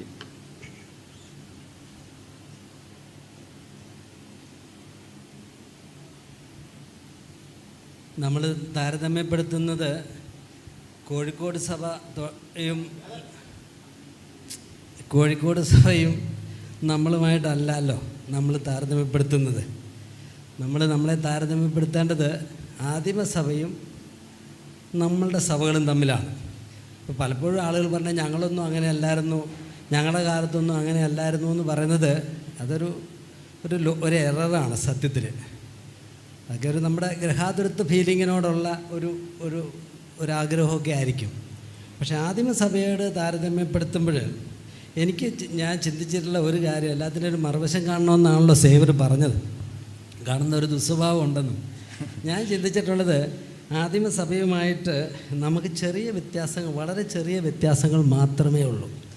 ഒരു വ്യത്യാസം, അന്ന് റെവലേഷൻ ഉണ്ടായിരുന്നു എന്നുള്ള കാര്യമാണ്. ഇന്ന് നമ്മുടെ സഭയിൽ വെളിപ്പാടില്ല, പുതിയ വെളിപ്പാടുകളില്ല, പുസ്തകമല്ല. രണ്ടാമത്തെ കാര്യം, അടയാളപരങ്ങൾ അന്നുണ്ടായിരുന്നു എന്നുള്ള കാര്യം, ഈ റെവലേഷൻ ഉറപ്പിക്കാൻ അതില്ല. ബാക്കി ഞാൻ ഈ പുതിയ നിയമം വായിച്ച് നോക്കിയപ്പോൾ നമ്മുടെ സഭ പോലെ തന്നെ അവരുടെ സഭയും പലതും ആലോചിച്ചപ്പോൾ ആളുകൾ പറയുമല്ലോ സഭകളിലേക്കെന്ന് പറയുമ്പോൾ ശരിക്കും വായിച്ച് നോക്കിയാൽ നമുക്കിന്നുള്ള എല്ലാ പ്രശ്നവും അവർക്കും ഉണ്ട്. അവിടെ വഴക്കുണ്ടായിരുന്നു. മിഷണറിമാർ തമ്മിൽ അഭിപ്രായ വ്യത്യാസം ഇല്ലായിരുന്നോ? ഉണ്ടായിരുന്നു. സഹോദരിമാർ തമ്മിൽ കൊതിക്കറിവില്ലായിരുന്നോ? ഉണ്ടായിരുന്നു. ഭക്ഷണം പാകം ചെയ്യുന്നതിലും വിളമ്പുന്ന കാര്യത്തിൽ അഭിപ്രായ വ്യത്യാസം ഇല്ലായിരുന്നോ? ഉപദേശ പ്രശ്നം ഇല്ലായിരുന്നോ? അപ്പോൾ അവരെ നമ്മളങ്ങോട്ട് ആദിമസഭ എന്ന് പറഞ്ഞാൽ അതിൻ്റെ എല്ലാ തെറ്റുകളും ഇല്ലേ? അപ്പം ഞാൻ ആലോചിച്ച് നോക്കി, നമ്മുടെ സഭ എന്ന് പറഞ്ഞാൽ നമ്മളെപ്പോലുള്ള വിശ്വാസികളായിരിക്കുന്ന നമ്മുടെ ഈ സ്ഥലസഭകളായിട്ട് ഒരുമിച്ച് കൂടുന്ന ഈ സഭ സത്യത്തിൽ അവരോട് വളരെ യോജിപ്പുള്ള ഒരു രീതിയാണ്. പ്രത്യേകിച്ചും അവരുടെ അടിസ്ഥാനങ്ങൾ, ഉപദേശം പഠിക്കുക നമുക്കുണ്ടല്ലോ, ശരിയായ ഉപദേശം, കൂട്ടായ്മ നമുക്കുണ്ടല്ലോ, അതുപോലെ തന്നെ അപ്പം നുറുക്കൽ നമുക്കുണ്ടല്ലോ, അതുപോലെ തന്നെ അവരുടെ പിന്നെന്താ ഉള്ളത്, അപ്പം നുറുക്കൽ, കൂട്ടായ്മ, ഒരു കാര്യം, പ്രാർത്ഥന. പക്ഷെ ദൈവം നമ്മളെ അനുഗ്രഹിച്ചില്ലേ? അതുകൊണ്ട് നമ്മളങ്ങ് പോയി മോശമെന്ന് പറയുന്നതിനേക്കാളും നല്ലത് ദൈവകൃപയാൽ നമ്മളൊക്കെ അവരുടെ സഭകളോട് ചേർന്ന് ആ ആദിമസഭയുടെ ആ പാറ്റേൺ, അതിൻ്റെ നന്മയിലും ഒരർത്ഥത്തിൽ അവർ അനുഭവിച്ച പ്രതിസന്ധികളും അതുപോലെ തന്നെ അഭിമുഖീകരിക്കുന്ന ഒരു പരിപാടിയാണ് നമ്മൾ ഉൾപ്പെട്ട് നിൽക്കുന്ന സ്ഥലസഭ. മറ്റ് പല സഭകളിൽ താരതമ്യം ചെയ്ത് ഇല്ലാത്തതൊക്കെ ഉണ്ടാക്കി വെച്ച് വചനവിരുദ്ധമായി പലതും ചെയ്യുന്നു. ദൈവം നമ്മളെ അനുഗ്രഹിച്ചതോർത്ത് സന്തോഷിക്കാമെന്നാണ് എൻ്റെ ഓരോ സ്ഥലസഭയിലും പോകുമ്പോൾ എനിക്ക് ലഭിക്കുന്ന പ്രോത്സാഹനം. അപ്പോൾ ആദിമസഭയിലുള്ള ആ മാതൃകാപരമായ എല്ലാ പരിപാടികളും ഉണ്ട്. നമ്മളൊട്ടും വിട്ടുവീഴ്ച ചെയ്യാതെ അവിടുത്തെ പ്രശ്നങ്ങളും നമ്മളങ്ങനെ സൂക്ഷിച്ചു വെക്കുന്നുണ്ട് എന്നുള്ള നിലയിൽ നമ്മൾ അവരോട് അല്ലേ അത് പറഞ്ഞപ്പോൾ നമുക്ക് അതിൻ്റെ ആശയം പിടികിട്ടിയല്ലോ. നമ്മൾ ആ നന്മകൾ എല്ലാം നമുക്ക് കൈമോശം വന്നിട്ടില്ല, എന്നാൽ അവിടെയുള്ള അനാത്മീയമായിട്ടുള്ള പ്രവണതകൾ നമുക്കുണ്ട്. അത് തിരുത്തിയാൽ നമ്മളും ആദിമസഭയും തമ്മിൽ അടുത്താണ് നിൽക്കുന്നത് എന്നുള്ള നല്ലൊരു നിരീക്ഷണം. ജസ്റ്റിനെ നമ്മൾ മറ്റ് സഭകളെ ഒക്കെ ചിലതൊക്കെ കണ്ടിട്ടുണ്ടാവും, ചിലയിടത്തു നിന്നൊക്കെയാണ് വന്നതും ഒക്കെ അല്ലേ, ഞാൻ രക്ഷിക്കപ്പെട്ടതിന് ശേഷം. അപ്പം അങ്ങനെ ആ സഭയെയും ഈ സഭയെയും പരിചയപ്പെട്ടിട്ടുള്ള ഒരാളെന്ന നിലയിൽ അവരുടെ പ്രവർത്തന ഘടനയും രീതിയും നമുക്കും തമ്മിൽ ഒരു താരതമ്യം ചെയ്യാമോ? നമ്മുടെ കുറവോ എന്തെങ്കിലും മെച്ചം ഉണ്ടാവുന്നു? ജസ്റ്റ് ഒന്ന് നമ്മൾ ഈ ചർച്ചിൻ്റെ പരിപാടികളും പ്രവർത്തനം എന്നുള്ള ഹൃദയത്തിലേക്ക് വരാൻ വേണ്ടിയിട്ടാട്ടോ ഈ ചോദ്യം. പഴയകാലം ഓർക്കുവാണ് ഇപ്പോൾ എല്ലാവരും. ഞാൻ സേവ്രേട്ടൻ അത് പറഞ്ഞ സമയത്ത് ഒരുപാട് ചർച്ചകൾ ചാടി വന്നതാണ്. ഒരു സുവിശേഷ വിഹിത സഭയിലെ അങ്ങനെ ജനിച്ച് വളർന്ന കുറച്ച് കാലം അവിടെ, ഒരു 10ാം ക്ലാസ് വരെ ഞാൻ അവിടെ നേരിട്ട് അനുഭവം ഞങ്ങളൊക്കെ കേട്ടറിയുള്ളൂ. ഞാൻ അവിടെ ആയിരുന്നു. അതുകൊണ്ടാണ് സേവ്രേട്ടൻ ആ രീതിയിൽ ചോദിക്കാനായിട്ടുള്ള സാധ്യത ഉണ്ടായത്. അപ്പോൾ അവിടെ ഞാൻ കണ്ട ആ ഒരു ചെറുപ്രായത്തിൽ ഞാൻ നിരീക്ഷിച്ച ഒരു കാര്യം എന്ന് വെച്ച് കഴിഞ്ഞാൽ, മിക്കവാറും ഇപ്പോൾ ചർച്ച് മീറ്റിംഗ് നടക്കുകയെന്ന് വിചാരിക്കുക, ചർച്ച് മീറ്റിംഗ്, ആരാധന മീറ്റിംഗ് നടക്കുകയാണെന്നുണ്ടെങ്കിൽ മിക്കവാറും കുറച്ച് വ്യക്തികളെ മാത്രം കേന്ദ്രീകരിച്ച് നടക്കുന്ന ഒരു പരിപാടിയെന്നേ നമുക്ക് തോന്നാനായിട്ടുള്ള ഒരു സാധ്യതയുള്ളൂ. അപ്പോൾ ഒരു ഞായറാഴ്ച ഒരു ഞായറാഴ്ച പോയി കഴിഞ്ഞ് കഴിഞ്ഞാൽ ശുശ്രൂഷകൾ ചെയ്യുന്ന ഒരേ സഹോദരന്മാർ, പ്രാർത്ഥിക്കുന്നത് ആരാധിക്കുന്നതൊക്കെ ഒരേ സഹോദരന്മാർ, ഇതേ ആളുകൾ തന്നെയാണ് അടുത്ത ആഴ്ചയും ചെയ്യുക. അപ്പം നമുക്ക് തോന്നും ഇത് കുറച്ച് ആളുകളുടെ മാത്രം ഒരു പരിപാടിയാണോ എന്ന് തോന്നിപ്പോകാനായിട്ടുള്ള ഒരു സാധ്യതയുണ്ടെന്ന് എനിക്ക് തോന്നി. പിന്നെ നേതൃത്വത്തിലേക്കൊക്കെ നോക്കുന്ന സമയത്ത് നമ്മൾ പലപ്പോഴും കോൺഗ്രസ്സുകാരൊക്കെ കാണുമല്ലോ, അല്ലെങ്കിൽ ശരത് പവാറിനെ കുറിച്ച് ചിന്തിക്കുമല്ലോ, ഇദ്ദേഹം എങ്ങനെയാണ് മീറ്റിങ്ങിനൊക്കെ വന്നിരിക്കുന്നത് ചിലപ്പം തോന്നും. അപ്പോൾ അങ്ങനെയുള്ള കുറേ ആളുകൾ അവരുടെ മരണം വരെ ആ ഒരു പദവിയിൽ നിൽക്കുകയും പിന്നീട് ഈ കോൺഗ്രസ്സിലൊക്കെ ഉള്ള പോലെ തന്നെ ഒരു കുടുംബത്തിലുള്ള എന്താണ് നേതൃത്വ മാറ്റം എന്നുള്ള പോലെ ചിലപ്പോൾ അവരുടെ മക്കൾ തന്നെയായിരിക്കും അടുത്ത നേതൃത്വത്തിലേക്ക് വരുന്നത്. അതിൽ തന്നെ ഒരു തെറ്റില്ല, പക്ഷെ അതങ്ങനെ തുടർന്നു കൊണ്ടുപോകുന്ന രീതിയിലൊക്കെയാണ് ഒരു നേതൃത്വത്തെക്കുറിച്ചുള്ള ഒരു ചിന്ത അത്രയേ ഉള്ളൂ എന്ന് ഒക്കെ എനിക്ക് തോന്നിയിട്ടുണ്ട്. പിന്നെ മിക്കവാറും ഞായറാഴ്ച മീറ്റിങ്ങുകളേ ഉള്ളൂ. ഞായറാഴ്ചയാണ് പ്രധാന മീറ്റിംഗ്. ഞായറാഴ്ച മീറ്റിങ്ങുകളിൽ ആളുകൾ അവരുടെ ഒരു സമാധാനത്തിന് വന്നിട്ട് പോകുന്നു എന്നുള്ള രീതിയിലേക്ക് മാത്രം ഞായറാഴ്ച മീറ്റിങ്ങുകളിലേക്ക് അങ്ങനെ, അത് കഴിഞ്ഞാൽ അടുത്ത ഞായറാഴ്ച എന്നുള്ള ചിന്ത മാത്രം, അങ്ങനെ മാത്രം മീറ്റിങ്ങുകളിലേക്ക് ഒതുങ്ങിപ്പോകുന്ന ഒരു ചിന്തയാണ് എനിക്ക് ഇതിനു മുമ്പുള്ള ചർച്ചിനെ കുറിച്ച് ചിന്തിക്കുന്ന സമയത്ത് എനിക്ക് പെട്ടെന്ന് തോന്നിയത്. നമ്മുടെ ചർച്ചിലേക്ക് വന്ന സമയത്ത് ഞാൻ കോഴിക്കോട് ചർച്ചുമായിട്ട് ബന്ധപ്പെടുത്തിയിട്ടാണ് പറയാനായിട്ട് ആഗ്രഹിക്കുന്നത്. പാട്രിക് സോരം പറഞ്ഞ പോലെ ഒരു പൊതുവായിട്ടുള്ള രീതിയിലല്ല, ഞാൻ അവിടെ ആയിരുന്നുകൊണ്ട് ആ രീതിയിലാണ്. നേതൃത്വത്തെക്കുറിച്ചൊക്കെ വ്യക്തമായിട്ടുള്ള ബിബ്ലിക്കൽ പാറ്റേൺ ഫോളോ ചെയ്യുന്ന രീതിയാണെന്ന് എനിക്ക് അങ്ങനെ കൃത്യമായിട്ട് തോന്നിയിട്ടുണ്ട് നമ്മുടെ ചർച്ചകളിൽ പൊതുവെ. പിന്നെ ഗോസ്പൽ ഓറിയൻറ്റഡ് ആണ്. ഇപ്പോഴതിൽ ചെറിയ വ്യത്യാസം വന്നിട്ടുണ്ടോ എന്നറിയില്ല, എന്നാൽ വന്ന കാലങ്ങളിൽ വളരെ സുവിശേഷം, സേവ്രേട്ടൻ സൂചിപ്പിച്ച പോലെ തന്നെ സുവിശേഷം പറയണം, അതുമായിട്ട് ബന്ധപ്പെടുത്തിയിട്ട് എന്തെങ്കിലുമൊക്കെ കാര്യങ്ങൾ ചെയ്യണം എന്നുള്ള ഒരു ചിന്ത എല്ലാവർക്കും, എല്ലാ വിശ്വാസികൾക്കും ആ ഒരു മോട്ടിവേഷൻ ഉണ്ടായിരുന്നു. അപ്പോൾ പൊതുവെ അങ്ങനെ ഒരു ഗോസ്പൽ ഓറിയൻറ്റഡ് ആണ് എന്ന് തോന്നിയിട്ടുണ്ട്. പിന്നെ എനിക്ക് ഏറ്റവും തോന്നിയ കാര്യം എന്ന് വെച്ച് കഴിഞ്ഞാൽ പല ചർച്ചകളിലും കാണാത്തതെന്ന് വെച്ചാൽ സിസ്റ്റമാറ്റിക്കായിട്ട് ബൈബിൾ പഠിപ്പിക്കുന്ന ഒരു രീതി, അത് ചിലർക്ക് വേണ്ടി മാത്രം മാറ്റി വെച്ചിട്ടുള്ള ഒരു കാര്യമാണ്. എല്ലാവരും അങ്ങനെ പഠിക്കണം നിർബന്ധമില്ല. പക്ഷേ ഇവിടെ വന്നപ്പോൾ എനിക്ക് തോന്നിയെന്ന് വെച്ച് കഴിഞ്ഞാൽ എല്ലാവരും അങ്ങനെ പഠിക്കണം, സിസ്റ്റമാറ്റിക്കായിട്ട് ബൈബിൾ പഠിക്കണം എന്നുള്ള രീതിയിൽ ബൈബിൾ ക്ലാസ്സുകളും അതിനു വേണ്ടിയിട്ട് സഹോദരങ്ങൾ വളരെ കഷ്ടപ്പെട്ട് ബൈബിൾ പഠിപ്പിക്കുകയോ ഒക്കെ കണ്ടത് ഞാനിവിടെ അങ്ങനെ നമ്മുടെ ചർച്ചിൽ വളരെ ശ്രദ്ധിച്ചൊരു കാര്യമാണ്. അതേപോലെ തന്നെ ആളുകളെ വിശ്വാസികളെ എക്യുപ്പ് ചെയ്യുന്നത്, സജ്ജീകരിക്കുന്നത്, ഭാവിയെ നോക്കി സഭയ്ക്കും മറ്റു വിശ്വാസികളും പ്രയോജനമുള്ളവരായിട്ട് വളരണം എന്നുള്ള ഉദ്ദേശത്തോടു കൂടി ഞാൻ പറഞ്ഞല്ലോ, ഞാൻ കോഴിക്കോട് അത് ഏറ്റവും ഒരു പോസിറ്റീവായിട്ട് കണ്ട ഒരു കാര്യമാണ്. ആ രീതിയിലുള്ള ഒരു എക്യുപ്പിംഗ് അവിടെ നടക്കുന്നുണ്ട്, നമ്മുടെ ചർച്ചകളിൽ നടക്കുന്നുണ്ട് എന്നാണ് എനിക്ക് തോന്നുന്നത്. അത് മറ്റു ചർച്ചകളിൽ അങ്ങനെ ഇല്ലയെന്ന് തോന്നുന്നു. മറ്റല്ല, നമുക്ക് വ്യക്തമാണല്ലോ, മരണത്താൽ മാറ്റപ്പെടുന്നവരെ നിൽക്കുന്ന ആളുകൾ എന്നുള്ള പരിപാടിയല്ല നമ്മുടെ എന്നുള്ളത് അല്ലേ. നമുക്കിനി കുറച്ച് പൊതുചരിത്രത്തിലേക്ക് പോവാം. സമയം ഇച്ചിരിയോടെ നമുക്ക് ഷോർട്ടായിട്ട് പറഞ്ഞു പോയാലോ. അപ്പോൾ ഇതൊന്ന് കവർ ചെയ്ത ഇതൊരു കോഴ്സായിരുന്നു. പുതിയ നിയമസഭയ്ക്ക് ഒരു എപ്പിസ്കോപ്പൽ സംവിധാനമാണോ അതോ ഒരു കരിസ്മാറ്റിക് കോൺഗ്രിഗേഷണൽ രീതിയാണോ വചനത്തിൻ്റെ വിഭാവനയിലുള്ളത്? തിയറി സാർ, അത് ഈ ക്രമം തന്നെ. ശരിയായ രീതിയിൽ എപ്പിസ്കോപ്പലും കോൺഗ്രിഗേഷനിലും കരിസ്മാറ്റിക് രീതിയാണ് ശരിയായ രീതിയിലുള്ള. എന്നാൽ ഇന്ന് ലോകത്ത് നിലനിൽക്കുന്ന എപ്പിസ്കോപ്പൽ രീതിയല്ല, കരിസ്മാറ്റിക് രീതിയല്ല, കോൺഗ്രിഗേഷൻ രീതിയല്ല ബൈബിൾ പറഞ്ഞിട്ടുള്ളത്.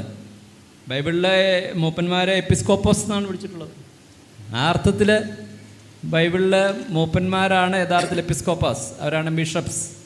ലോകം പറയുന്നത് ബിഷപ്പുമാരും അച്ഛന്മാരൊക്കെ ഉള്ള സംവിധാനത്തിനാണ് അങ്ങനെ പറയുന്നത്. അങ്ങനെയല്ല. നമുക്കറിയാവുന്നതുപോലെ ഒരു സഭ സ്ഥാപിക്കപ്പെട്ട സഭയിൽ അതിൻ്റെ പ്രവർത്തനത്തിന് നേതൃത്വം കൊടുത്ത മിഷണറിമാർ അവിടെ എൽഡേഴ്സിനെ ആക്കി വയ്ക്കുന്നു. അവർ ആ സഭയെ, ഒന്നിലധികം മൂപ്പന്മാരെ ആക്കി വയ്ക്കുന്നു. അവർ ആ സഭയെ കർത്താവിൻ്റെ വചനത്തിൽ നടത്തുന്നു. പിന്നീട് മിഷണറിമാർ, നമ്മൾ എന്നെ ഈ കാലങ്ങളിൽ ഞാൻ ചിന്തിക്കുകയും എന്നെ അതിശയിപ്പിക്കുകയും ചെയ്ത കാര്യം, തിമോത്തിയോസിനും തിത്തോസിനൊക്കെ എഴുതിയ ലേഖനം, തിമോത്തിയോസിന് എഴുതി പ്രത്യേകിച്ച് 4-5 മൂപ്പന്മാരുള്ള ഒരു സഭയിൽ പഠിപ്പിക്കാനും കാര്യങ്ങൾ ക്രമീകരിക്കാനുമാണ് തിമോത്തിയോസിനെ വിട്ടതെന്നുള്ളത് എനിക്ക് വലിയ ആശ്ചര്യമായി തോന്നി. അതൊരു പാസ്റ്ററൽ ലെറ്റർ അല്ല, അതൊരു മിഷണറി ലെറ്റർ ആണെന്നുള്ള കാര്യം എന്നെ വളരെയധികം ചിന്തിപ്പിച്ചതാണ്. എപ്പിസ്കോപ്പൽ രീതിയാണോ ഉള്ളതെന്നാണ് പറഞ്ഞത്? എപ്പിസ്കോപ്പൽ രീതി, ശരിയായിട്ടുള്ള എപ്പിസ്കോപ്പൽ രീതി എന്ന് പറഞ്ഞാൽ എന്താണെന്ന് വെച്ച് കഴിഞ്ഞാൽ കേട്ടോ, നമ്മൾ കുറ്റം പറയുന്ന ഒരു കാര്യം അതാ ഇപ്പോൾ പറഞ്ഞു വരുന്നത്. നമ്മളിതിനെതിരെ പൊതുവെ പറയുന്നത്. എന്തായാലും ഞാനതിനോട് യോജിക്കുന്ന ആളാണ്. അല്ല, എപ്പിസ്കോപ്പ എന്നുള്ള വാക്കിൻ്റെ അർത്ഥം എൽഡർ, മൂപ്പൻ എന്നാണ്. അല്ല, ശരി. ഈ ലോകത്തിലെ എപ്പിസ്കോപ്പൽ എന്ന് പറഞ്ഞാൽ അച്ഛന്മാരും ബിഷപ്പുമാരും മാർപ്പാപ്പയൊക്കെയുള്ള സംവിധാനത്തിനാണ് ഈ ലോകത്തിലെ എപ്പിസ്കോപ്പൽ രീതി എന്ന് പറയുന്നത്. എന്നാൽ ബൈബിളിലെ നേതൃത്വത്തെ വിളിച്ചിരിക്കുന്നത്, മൂപ്പന്മാരെ വിളിച്ചിരിക്കുന്ന മറ്റൊരു പേരാണ് എപ്പിസ്കോപ്പോ. അതാണ് മെത്രാൻ അല്ലെങ്കിൽ മൂപ്പൻ എന്നൊക്കെ പറയുന്നത്, അധ്യക്ഷൻ എന്ന് നമ്മുടെ തിമോത്തിയോസിലൊക്കെ തർജ്ജമയിരിക്കുന്നത് എപ്പിസ്കോപ്പോ എന്നുള്ള വാക്കാണ്. അപ്പോൾ നമ്മുടെ മൂപ്പന്മാർ എപ്പിസ്കോപ്പോസ് ആണ്. അപ്പോൾ അത് ഞാൻ പറഞ്ഞ ശരിയായ രീതിയിലുള്ള എപ്പിസ്കോപ്പൽ രീതിയാണ് ശരിയായ രീതി, ബൈബിൾ അനുസരിച്ചുള്ള എന്ന് പറഞ്ഞാൽ നിങ്ങൾക്കറിയാം, മൂപ്പന്മാർ ഭരിക്കുന്ന സഭകളാണ്. പിന്നെ ആ മൂപ്പന്മാർക്ക് മാർഗനിർദ്ദേശം കൊടുക്കാനൊക്കെ തയ്യാറായിട്ടുള്ള സഹോദരന്മാർ മിഷൻ ടീമിലുള്ളവരുണ്ട്. അങ്ങനെയുള്ള ആളുകളാണ് തിമോത്തിയൊക്കെ, തിത്തോസൊക്കെ അങ്ങനെയുള്ള ആളുകളാണ്. അപ്പോൾ അങ്ങനെ ഒരു ഭരണ സംവിധാനമാണ് ബൈബിളിലുള്ളത്. ഞാൻ പറയട്ടെ, ഞാൻ രക്ഷിക്കപ്പെട്ട് വന്നപ്പോൾ എന്നെ ഏറ്റവും ആകർഷിച്ചത് സഭയുടെ സഭയുടെ നേതൃത്വത്തെക്കുറിച്ചുള്ള ദൈവവചനപരമായ കാഴ്ചപ്പാടാണ്. ഒന്നിലധികം മൂപ്പന്മാരാണ് സഭയുടെ ഉത്തരവാദിത്വം ഉള്ളത് എന്നുള്ള ദൈവവചനപരമായ പഠിപ്പീര് ഞാൻ ശ്രദ്ധിച്ചത് നമ്മളുടെ സഭകളിലാണ്. വേറൊരു സഭയ്ക്കും ഈ ലോകത്തിൽ അന്ന് ആ കാലത്തുണ്ടായിരുന്നില്ല. ഇപ്പോൾ ചിലരൊക്കെ അനുകരിക്കാൻ ശ്രമിക്കുന്നുള്ളതായിട്ട് ഞാൻ കേട്ടിട്ടുണ്ട്. നല്ല കാര്യമല്ലേ? അപ്പോൾ ഈ പറയാൻ ഉദ്ദേശിച്ചതിൻ്റെ ഒരു പോയിൻ്റ് കൂടെ എന്നെ കൂട്ടിച്ചേർത്തോട്ടെ, അല്ലെന്ന് പറഞ്ഞാൽ മതി. ഈ ഒരു കാര്യമൊക്കെ തീരുമാനിക്കുമ്പോൾ ഭൂരിപക്ഷം ന്യൂനപക്ഷം അല്ലെ ഡെമോക്രസി അല്ല, ദൈവപക്ഷമാണ് സഭയിൽ നടപ്പിലാകേണ്ടതെന്നുള്ളൊരു ആശയമുണ്ട്. അതും കൂടെ അതിൻ്റെ അകത്ത് വരൂല്ലേ ഒരു തീരുമാനത്തിൻ്റെ അകത്ത്. അതാ ഈ കോൺഗ്രിഗേഷൻ രീതി അല്ല, കുറച്ചുകൂടെ എപ്പിസ്കോപ്പലാണ് എന്ന് പറഞ്ഞതിൻ്റെ അർത്ഥം. പാർട്ടിസൗരം നമ്മുടെ സഭയുടെ പ്രവർത്തന രീതിയിലും ഘടനയിലും പൊതുവെ സഭയുടെ ഒരിക്കലും മാറ്റം വരാതെ നിലനിർത്തേണ്ട കാര്യങ്ങളുണ്ടെങ്കിൽ അതെന്തൊക്കെയായിരിക്കും? പ്രവർത്തന രീതി, ഘടന കേട്ടോ, നമ്മളതാ ഉദ്ദേശിക്കുന്നത്. ഒരിക്കലും മാറ്റം വരുത്താതെ നിലനിർത്തേണ്ടത് നമ്മളുടെ സഭയുടെ കൂടിവരവുകളാണെങ്കിൽ സഭയുടെ മീറ്റിങ്ങുകൾ എന്ന് പറഞ്ഞാൽ അപ്പം നുറുക്കൽ മീറ്റിങ്ങുകൾക്ക് മാറ്റം വരുത്താൻ പാടില്ല. അപ്പം നുറുക്കൽ അതുപോലെ തന്നെ ബൈബിൾ സ്റ്റഡികൾക്ക് മാറ്റം വരുത്താൻ പാടില്ല. ബൈബിൾ സ്റ്റഡി എന്ന് പറഞ്ഞാൽ ബൈബിൾ ക്ലാസ്സിന് പകരം എന്തെങ്കിലും ഇന്ന് ഞാൻ ബൈബിൾ ക്ലാസ്സിന് ഒരുങ്ങിയിട്ടില്ല, നമുക്ക് പ്രാർത്ഥനയാക്കാമെന്ന് പറയുന്നതൊന്നും ശരിയായ നടപടിക്രമമല്ല. ബൈബിൾ ക്ലാസ്സുകൾക്ക് ഒരിക്കലും പ്രാധാന്യം കുറഞ്ഞു പോകരുത്. അല്ലെങ്കിൽ ഇന്ന് ബൈബിൾ ക്ലാസ്സിന് പകരം ഇന്നൊരു സാക്ഷ്യം പറയാനൊരു ആളുണ്ടെന്ന് പറയുന്നത് ക്യാമ്പിൻ്റെ കാര്യമല്ല. ക്യാമ്പിൽ നമ്മൾ ഒരുപാട് പ്രോഗ്രാമുകളുള്ളപ്പോൾ നമ്മൾ ഓരോന്നൊക്കെ ഉൾപ്പെടുത്തും. അല്ലാതെ ഇന്ന് സഭായോഗത്തിന് നമുക്ക് ടീച്ചിങ് വേണ്ട, നമുക്കൊരാളുടെ സാക്ഷി ഉണ്ടെന്ന് പറഞ്ഞാൽ അത് ഞാൻ വിചാരിക്കുന്നു സഭായം കഴിഞ്ഞിട്ട് ഉച്ച കഴിഞ്ഞിട്ട് വെക്കാം. അല്ല, അങ്ങനെയുള്ള കാര്യങ്ങൾക്ക് ബൈബിൾ സ്റ്റഡികൾക്ക്, ബൈബിൾ ക്ലാസ്സുകൾക്ക് മാറ്റം വരുത്തരുത്. വേറെ പ്രോഗ്രാമിനെ റീപ്ലേസ് ചെയ്യരുത്. എനിക്ക് ഒരു കാര്യം മാറ്റം വരുത്താൻ പാടില്ലാത്തത്. പിന്നെ സഭകളുടെ സ്വതന്ത്ര സ്വഭാവത്തിന് മാറ്റം വരുത്താൻ പാടില്ല എന്ന് എനിക്ക് തോന്നിയിരുന്നു. അതായത് വേറെ ഒരു സ്ഥലത്തിരുന്നിട്ട് ആൾക്കാർ സഭകളെ കൺട്രോൾ ചെയ്യുന്ന ഒരു ഏകീകൃത ഭരണ സംവിധാനം, ഭരണ രീതിയിലുള്ള ഒരു ഗൗരവമായ അതും കൂടെ ഇതിനകത്ത് നമ്മൾ ഉൾപ്പെടുത്തിയല്ലേ. അപ്പോൾ അങ്ങനെ വരാനായിട്ട് പാടില്ല. സഭകളുടെ സ്വതന്ത്ര സ്വഭാവം നിലനിർത്തണം. എന്നാൽ ഇപ്പോൾ സ്വതന്ത്ര സ്വഭാവം ഇല്ലെന്നല്ല ഞാൻ പറഞ്ഞത്, അങ്ങനെ നിലനിർത്തിക്കൊണ്ട് പോകുക, അതിന് മാറ്റം വരരുത്. അതൊരു കാര്യം. പിന്നെ പ്ലൂരാലിറ്റി ഓഫ് എൽഡേഴ്സ് എന്ന് പറയുന്നത്, നമ്മൾ സഭകളിൽ ഒന്നിലധികം മൂപ്പന്മാർ വേണം. ഇപ്പോൾ പല സഭകളിലും അങ്ങനെയില്ല. ഒന്നിലധികം മൂപ്പന്മാരുള്ളതാണ് സഭകൾക്ക് എപ്പോഴും നല്ല, അതിന് മാറ്റം വരുത്താൻ പാടില്ല. അതുപോലെ ഡീക്കന്മാർ, ഇങ്ങനെയുള്ള ഇതിനൊന്നും മാറ്റം വരുത്തരുത്. അതാണ് എനിക്ക് പ്രധാനമായിട്ട് ഇതിനെ സംബന്ധിച്ച് പറയാനായിട്ടുള്ളത്. അപ്പോൾ ഈ പ്രവർത്തനങ്ങളിൽ തന്നെ ഇപ്പോൾ ബൈബിൾ ക്ലാസ് വേണമെന്ന് പറഞ്ഞു, അതിൽ തന്നെ മാറ്റം വരരുതാത്തതും മാറ്റം വരാവുന്നതുമായ ഒരു കാര്യം പറയാമോ? ബൈബിൾ ക്ലാസ് വേണമെന്നുള്ളത് നമുക്കറിയാം, ദൈവവചനം പഠിക്കണം, ഉപദേശം. അതിൽ തന്നെ മാറ്റം വരുത്തിയാലും കുഴപ്പമില്ല, മാറ്റം വരുത്താൻ പാടില്ല എന്ന് പറയുന്ന എന്തെങ്കിലും വശങ്ങളുണ്ടോ? അതാ ഈ സ്ഥാപനവൽക്കരണമായിട്ട് ബന്ധിപ്പിച്ച് വരേണ്ടത്. ബൈബിൾ ക്ലാസ്സിൽ എനിക്കത് ശരിക്കും മനസ്സിലായില്ല. അല്ലെ അപ്പം നുറുക്കൽ ദിവസങ്ങളോ അല്ലെങ്കിൽ ബൈബിൾ ക്ലാസ്സിൻ്റെ രീതികൾ മാറ്റരുന്നോ, ദിവസങ്ങൾ മാറ്റരുന്നോ, സമയം മാറ്റരുന്നോ, സമയദൈർഘ്യം കൂട്ടണമെന്നോ കുറയ്ക്കണം, അതൊന്നുമല്ല. ബൈബിൾ ക്ലാസ് എന്ന് പറഞ്ഞാൽ ബൈബിൾ ക്ലാസ് ആയിരിക്കണം. അതുപോലെ തന്നെ സാക്ഷ്യം പറയണം, അത് വേറെ സമയത്ത് പറയണം. അതുപോലെ തന്നെ ഫിലിം കാണിക്കണമെന്നുണ്ടെങ്കിൽ അത് വേറെ സമയത്ത് കാണിക്കണം. അല്ലാതെ ബൈബിൾ ക്ലാസ്സിന് പകരം വേറെ പരിപാടികൾ കൊണ്ടുവരരുത്. അതുപോലെ ബൈബിൾ ക്ലാസ് ആണെന്നും പറഞ്ഞിട്ട് വ്യക്തിപരമായ അഭിപ്രായങ്ങൾ വിളമ്പരുത്. വ്യക്തിപരമായ ആളുകൾക്ക് ഓരോ അഭിപ്രായങ്ങൾ കാണും, അതൊന്നും പറയാനുള്ള സ്ഥലമല്ല ബൈബിൾ ക്ലാസ്സിന്. ഇതിവിടെ എന്ത് എഴുതിയിരിക്കുന്നു അത് എനിക്കൊന്ന് മനസ്സിലാക്കണം, ആ എഴുതിയത് വേണം പറയാൻ. അല്ലാതെ വ്യക്തിപരമായ അഭിപ്രായങ്ങളൊന്നും പറഞ്ഞ ആളുകളെ ബോധ്യപ്പെടുത്താൻ ശ്രമിക്കുക, അതൊന്നും അല്ല ബൈബിൾ ക്ലാസ്. ബൈബിളിൽ എഴുതിയത് ആളുകളെ പഠിപ്പിക്കുക, അതാണ് നമ്മുടെ വിശദമായ ചർച്ചയ്ക്ക് ഒരു മരുന്നിട്ട് തരികയാണ് ഇപ്പോൾ ഇത് ചെയ്യാനായിട്ട് ഇവിടെ പറ്റുള്ളൂ. അടുത്ത ചോദ്യം, കാലത്തിനനുസരിച്ച് മാറേണ്ട തലങ്ങളുണ്ടോ? അതായത് മാറ്റം അനിവാര്യമായ ഏതെങ്കിലുമൊക്കെ പ്രവർത്തന മേഖലകളുണ്ടോ? ഇങ്ങനെ മാറാത്തത് കൊണ്ട് നമുക്ക് ഏതെങ്കിലും തലത്തിലൊക്കെ പുരോഗതി വേണ്ടതുപോലെ വരാതെ നഷ്ടമായിട്ടുണ്ടോ നമ്മുടെ പ്രവർത്തന പരിപാടി? നേരത്തെ ഞാനൊരു പ്രാർത്ഥനയെ പറ്റി പറഞ്ഞതുപോലെ മാറാൻ പറ്റുന്നതിനെ മാറ്റാതിരിക്കുകയും മാറ്റേണ്ടവയെ മാറ്റാതിരിക്കുകയും ചെയ്യുന്നതാണ് പലപ്പോഴും നമ്മുടെ ഒരു അബദ്ധം. മാറ്റാവുന്ന ഒത്തിരി കാര്യങ്ങളുണ്ട്, മാറ്റേണ്ടതായ കാര്യങ്ങളുമുണ്ട്. അവയൊക്കെ മാറ്റാനും ഒക്കെ ഉള്ള അവസരം കൊടുക്കുക, എന്നാൽ മുറുകെ പിടിക്കേണ്ടതായിരിക്കുന്ന ചില കാര്യമുണ്ട്. മാറേണ്ടത് സത്യത്തിൽ നമ്മുടെ സ്വഭാവവും നമ്മുടെ പെരുമാറ്റ രീതിയും അതുപോലെ ഉള്ള കാര്യങ്ങളൊക്കെ കൃത്യമായി മാറണം. അപ്പോൾ അത് വരണമെങ്കിൽ എന്താണ് സ്ഥാപന രീതി മാറ്റണമെന്ന് വെച്ചാൽ, ഒരു കാര്യം എൻ്റെ ശ്രദ്ധയിൽപ്പെട്ടത്, നമ്മുടെ ഒരു ബൈബിൾ സ്റ്റഡി നമുക്കുണ്ടെങ്കിലും അതിൻ്റെ മെത്തഡോളജി മാറ്റേണ്ടത് ആവശ്യമാണ്. ഒരർത്ഥത്തിൽ പറഞ്ഞാൽ ആരെങ്കിലും പറഞ്ഞു അത് വിശ്വസിക്കുന്നു എന്നതിലപ്പുറം ഞാൻ ഒരു വാക്കുപയോഗിച്ചാൽ ഒരു ക്രിട്ടിക്കലായ അപ്രോച്ച് എന്ന് പറഞ്ഞാൽ, പഠിക്കാനായിട്ട് അന്വേഷണാത്മകമായിട്ട് ദൈവവചനം പഠിക്കാനുള്ള ഒരു രീതി നമ്മൾ ആളുകളെ പഠിപ്പിക്കണം. ആരെങ്കിലും പറഞ്ഞത് വിശ്വസിക്കുകയല്ല, ദൈവവചനത്തിൽ ഇങ്ങനെ എഴുതിയിട്ടുണ്ടെന്ന് കണ്ടെത്തി പഠിക്കുന്ന തരത്തിൽ. സത്യത്തിൽ ഏറ്റവും വലിയ വ്യത്യാസം വരേണ്ടത് നമ്മുടെ ടീച്ചിങ്ങിലാണ്. ശരിയായ പഠന രീതി അല്ല പലപ്പോഴും നമ്മുടെ ആക്ടിവിറ്റീസിനോടുള്ള ബന്ധത്തിൽ ഒത്തിരി മാറുന്നതാണ് നല്ലതെന്നാണ് എൻ്റെ അഭിപ്രായം. ഒരുപാട് ഫ്ലെക്സിബിലിറ്റി നമുക്ക് ആവശ്യമാണ്. അത് ഇന്നതെന്നൊന്നും പറയാൻ പറ്റില്ല. നേരത്തെ പറഞ്ഞ പോലെ സമയത്തിൻ്റെ കാര്യത്തിലും ദിവസത്തിൻ്റെ കാര്യത്തിലും ഇങ്ങനെയുള്ള കാര്യങ്ങൾക്കൊക്കെ മാറണ്ടേ, ആ മാറ്റങ്ങൾ വേണം. മാറ്റം വരാതെ നമ്മൾ സ്റ്റബേണായി നിന്നതുകൊണ്ട് വേണ്ടതുപോലെ പുരോഗതി വന്നില്ല എന്ന് തോന്നുന്ന ഏതെങ്കിലും ഒരു കാര്യമുണ്ടോ പ്രവർത്തനങ്ങളിൽ? തിയോളജിയിൽ അത് സംഭവിച്ചിട്ടുണ്ടെന്ന് എനിക്ക് തോന്നുന്ന ഒരു കാര്യം, അതായത് നമ്മൾ ആദ്യം പഠിച്ചത് മാത്രമേ പറയാവുള്ളൂ എന്ന് പറയാൻ പറ്റില്ല. ദൈവവചനത്തിൻ്റെ പഠനത്തിൻ്റെ കാര്യത്തിൽ ഒരു ഡൈനമിസം ഉണ്ട്, ഒരു ഗ്രോത്ത് ഉണ്ട്, ഒരു ഇൻറ്ററാക്ഷൻ അക്കാര്യത്തിൽ വേണം. അക്കാര്യത്തിൽ ഒരു തിയറിറ്റിക്കൽ സൈഡായി കുറച്ചുകൂടെ. ഇപ്പോൾ കോഴിക്കോട് 80കളിൽ ഏപ്പിച്ചാനും ഇരുമ്പേട്ടനും ഒക്കെ ചെയ്ത് കണ്ട് ആ രീതി തന്നെ ഫോളോ ചെയ്യണം എന്നൊരു വാശി നമുക്കുണ്ടോ? അങ്ങനെ എവിടെയെങ്കിലും ഏതെങ്കിലും തരത്തിൽ, ഞാൻ ഉദാഹരണം പറഞ്ഞാണ്, അങ്ങനെ സ്റ്റബേണായിട്ട് നമ്മൾ ആ രീതികളെ പിടിച്ചതുകൊണ്ട് നമുക്ക് കുറച്ചുകൂടെ റീച്ച് ചെയ്യാൻ പറ്റാതെ പോയിട്ടുണ്ടോ എന്ന് കേവലം പ്രവർത്തനങ്ങൾ അങ്ങനെ ഏതായാലും നിരീക്ഷിച്ചിട്ടുണ്ട്. എനിക്കതേപ്പറ്റി പറയാൻ പ്രയാസം. അങ്ങനെ ഒരു നിർബന്ധ ബുദ്ധി എനിക്ക് ഒരിക്കലും തോന്നിയിട്ടില്ല. ആരെയെങ്കിലും അങ്ങനെ ഫോളോ ചെയ്യണമെന്നൊരു ചിന്ത എനിക്ക് മനസ്സിൽ വരാത്തതുകൊണ്ട് എനിക്കങ്ങനെ ഒരു ഫ്രീഡം അനുഭവിക്കാനാണ് കഴിഞ്ഞിട്ടുള്ളത്. എല്ലാം കോഴിക്കോടുകാർ ചെയ്യുന്നതെല്ലാം ചെയ്യണമെന്നോ തിരുവനന്തപുരത്തുകാർ ചെയ്തതെല്ലാം ചെയ്യണമെന്നല്ല, അവർ പറഞ്ഞ സത്യങ്ങൾ മുറുകെ പിടിക്കണമെന്നും. പക്ഷെ അവരതെല്ലാം മാറ്റുന്നവരാ. അവരിപ്പോൾ 2 മണിക്ക് മീറ്റിംഗ് കൂടുന്നവരും എവിടെ വേണേലും കൂടാന്നൊക്കെ പറയുന്നവരാ. അവരതൊക്കെ മാറ്റി. ജസ്റ്റിന് നമ്മൾ മാറരുതെന്ന് വാശി പിടിക്കുന്ന കാര്യവും എന്നാൽ സൗകര്യപൂർവ്വം വിട്ടുവീഴ്ച ചെയ്യുന്ന കാര്യങ്ങളും കണ്ടിട്ടുണ്ടാവും. ചില കാര്യങ്ങൾ നമ്മൾ വാശി പിടിക്കും മാറരുതെന്ന്, എന്നാൽ ചില കാര്യങ്ങളിൽ സൗകര്യപൂർവ്വം വിട്ടുവീഴ്ച ചെയ്യും. ചിലപ്പോൾ അതൊരു ഉൾട്ടായി പോകാറില്ല, ഒരു വൈരുദ്ധ്യം നിരീക്ഷിച്ചിട്ടില്ല. അങ്ങനെയുള്ള ഞങ്ങളമ്മി ചർച്ച ചെയ്തിട്ടുണ്ട്. നിങ്ങൾക്ക് മനസ്സിലായില്ല, ഒരു ഉത്തരം പറയുമ്പോൾ ചിലപ്പോൾ മനസ്സിലാവും.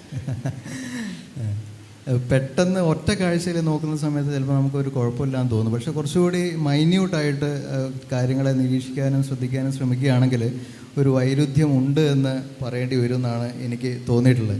പൊതുവെ നമ്മൾ കണ്ണുകൊണ്ട് കാണുന്ന കാര്യങ്ങളെ, ആ കണ്ണുകൊണ്ട് കാണുന്ന കാര്യങ്ങളിൽ വളരെ കൃത്യത വേണം, നിഷ്ഠ വേണം, അത് അച്ചടക്കത്തോടു കൂടി പോകണം എന്നൊക്കെ ചിന്തിക്കുന്ന ആളുകളാവാൻ സാധിക്കും. പക്ഷെ കാണാത്ത കാര്യങ്ങളുണ്ടല്ലോ, നമ്മുടെ പുറമെ കാണാത്ത ഹൃദയങ്ങളിലൊക്കെയുള്ള കാര്യങ്ങളിൽ ആ നിഷ്ഠ വേണമെന്നോ ആ അച്ചടക്കം വേണമെന്നോ ഒന്നും നമുക്ക് അങ്ങനെ ചിന്താതില്ല. അപ്പോൾ എനിക്ക് തോന്നിയിട്ടുള്ള ഒരു കാര്യം വെച്ചാൽ, ഇപ്പോൾ നമ്മൾ സാധാരണ ഒരു ചർച്ച മീറ്റിംഗ് നടക്കുകയാണ്.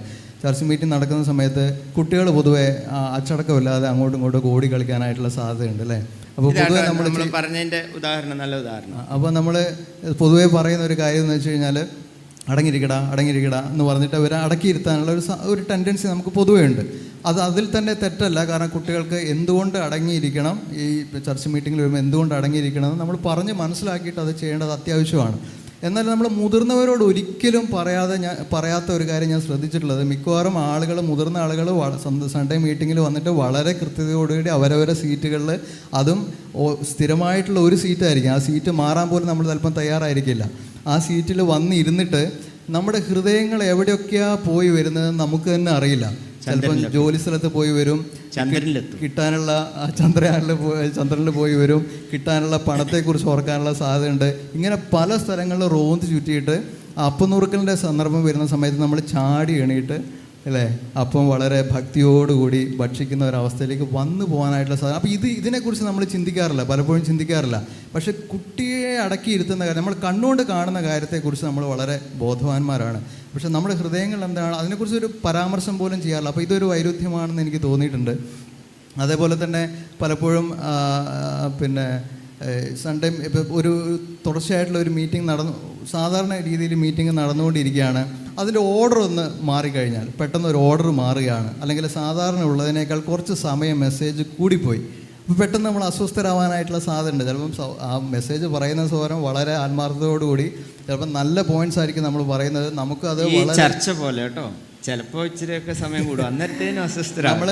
ചിലപ്പോൾ ആ മെസ്സേജിനെ അപ്രീഷിയേറ്റ് ചെയ്തതിന് പകരമായിട്ട് സമയം കൂടിപ്പോയിട്ടോ എന്ന് പറയുന്നത് ഞാൻ കേട്ടിട്ടുണ്ട്. അപ്പം നമ്മൾ ഏതിലേക്കാണ് നോക്കുന്നത്, കണ്ണുകൊണ്ട് കാണുന്ന കാര്യത്തെയാണോ? പക്ഷെ ദൈവം പലപ്പോഴും ഹൃദയത്തെയാണല്ലോ നോക്കുന്നത്.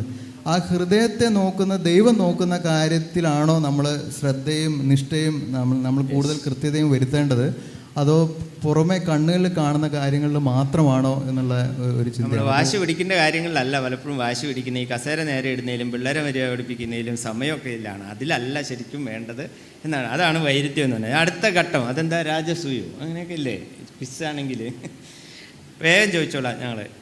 ടോയ്സോരെ, ഏത് പ്രസ്ഥാനവും കാലക്രമേണ അപജയത്തിലേക്കാണ് പോകുന്നത് എന്നാണ് പൊതുവെ നമ്മൾ പറയുന്നത്. പതുക്കെ എല്ലാം നശിച്ചു പോകും. രാഷ്ട്രീയ പ്രസ്ഥാനങ്ങളാണെങ്കിലും ഉപചോദ്യങ്ങളും രസങ്ങളൊക്കെ പറയാമായിരുന്നു, പക്ഷേ സമയം ഭയങ്കര ടൈറ്റായിപ്പോയി. പൊതുവെ നമ്മൾ അങ്ങനെ പറയും. സഭയ്ക്കും പൊതുവെ പുരോഗതിയാണോ അപജയമാണോ സംഭവിച്ചത്? അത് പറയുമ്പോൾ സാർ ഓർക്കണം, കർത്താവാണ് സഭ സ്ഥാപിച്ചത്. ഇതിൻ്റെ എല്ലാം അധികാരി കർത്താവാണെന്നോ മറന്നിട്ട് വെറുതെ കുറ്റം പറയരുത്. ഈ ചോദ്യം എന്നോട് നേരത്തെ ചോദിച്ചപ്പോൾ, ഞാൻ ദൈവവചനത്തിൽ അന്വേഷിച്ചപ്പോൾ ബൈബിൾ കർത്താവ് വെളിപ്പാട് പുസ്തകത്തിൽ 7 സഭകളെ അവതരിപ്പിച്ചു. അതിൽ 5 സഭകൾ അപജയത്തെ നേരിട്ടു എന്ന് വളരെ വ്യക്തമായി കർത്താവ് തന്നെ പറയുന്നുണ്ട്. 2 സഭകൾക്ക് എന്തെങ്കിലും അപജയം കുറവുള്ളൂ. അപ്പോൾ തീർച്ചയായിട്ടും അപജയം മനുഷ്യനെ ഏൽപ്പിച്ച ഏത് പ്രസ്ഥാനത്തിനും അപജയം വരുമെന്നല്ലേ ദൈവവചനം പറയുന്നത്. ഇസ്രായേലിനെ നോക്ക്, അത് അപജയം സംഭവിച്ചില്ലാതെയായി. സഭ നിങ്ങൾ 3-ാം നൂറ്റാണ്ട് മുതൽ നോക്ക്, 1-ാം നൂറ്റാണ്ടിലെ കഥ കർത്താവ് പറഞ്ഞു. എനിക്ക് കർത്താവിനെ കാണുമ്പോൾ കർത്താവിനോട് സംസാരിക്കാനായിട്ട് സമയമുണ്ടെങ്കിൽ 3-ാം നൂറ്റാണ്ട് മുതൽ ലൂതറിൻ്റെ കാലം വരെ കർത്താവിൻ്റെ സഭ എവിടെയായിരുന്നു എന്ന് എനിക്ക് വളരെ ഹമ്പിളായിട്ടൊന്ന് ചോദിക്കാനുള്ള ഒരു താല്പര്യമുണ്ട്. ഇടയ്ക്കൊക്കെ മാത്രം ചെറിയ ചെറിയ സഭ പൊങ്ങി വരുന്നതല്ലാതെ ഒന്നുമില്ല. അടിയും പിടിയും വാളും വെട്ടും യുദ്ധങ്ങളുമാണ് കാണുന്നത്. അപ്പോൾ മനുഷ്യന് ഒരു പരാജയമാണെന്ന് ഡിസ്പെൻസേഷനിസ്റ്റ് പറയുന്നത് ഒരു ശരിയാണോ എന്ന് എനിക്ക് തോന്നാറുണ്ട്. എങ്കിലും കർത്താവാണ് സഭയുടെ നാഥൻ. സഭ ആത്യന്തികമായിട്ട് പരാജയപ്പെടുകയില്ല. രക്ഷിക്കപ്പെടുന്നവരെ കർത്താവ് സഭയോട് ചേർക്കുന്നു. അത് നമുക്കറിയാവുന്നതുപോലെ സാർവത്രിക സഭയാണ്. ആ പരിപാടി അതിൻ്റെ അവസാന ഫിനിഷിങ്ങിനാണുള്ള വിജയം തീരുമാനിക്കുന്നത്. അത് തീർച്ചയായിട്ടും വിജയിക്കുന്നതാണ്. നമുക്ക് സംഭവിച്ചതിനെക്കുറിച്ച് ചിന്തിച്ചാൽ 1-ാം നൂറ്റാണ്ടിൽ കർത്താവ് സഭകളെ വിലയിരുത്തിയപ്പോൾ അവർക്ക് അപജയം സംഭവിച്ചുവെങ്കിൽ നമുക്കും സംഭവിച്ചിട്ടില്ല എന്ന് പറയാൻ സാധിക്കുകയില്ല. ചില മേഖലകളൊക്കെ നമ്മൾ കേട്ടല്ലോ. സുവിശേഷം പറയുക എന്നുള്ളത് സ്വാഭാവികമായിരുന്നു. വിജയേട്ടന് ഞാൻ ഓർക്കുന്നുണ്ട്, കൊച്ചി ജോസഫൊക്കെ ബസ്സിൽ കയറിയിട്ട് കൈ കൊട്ടി ആദ്യം അങ്ങ് പാട്ട് പാടും.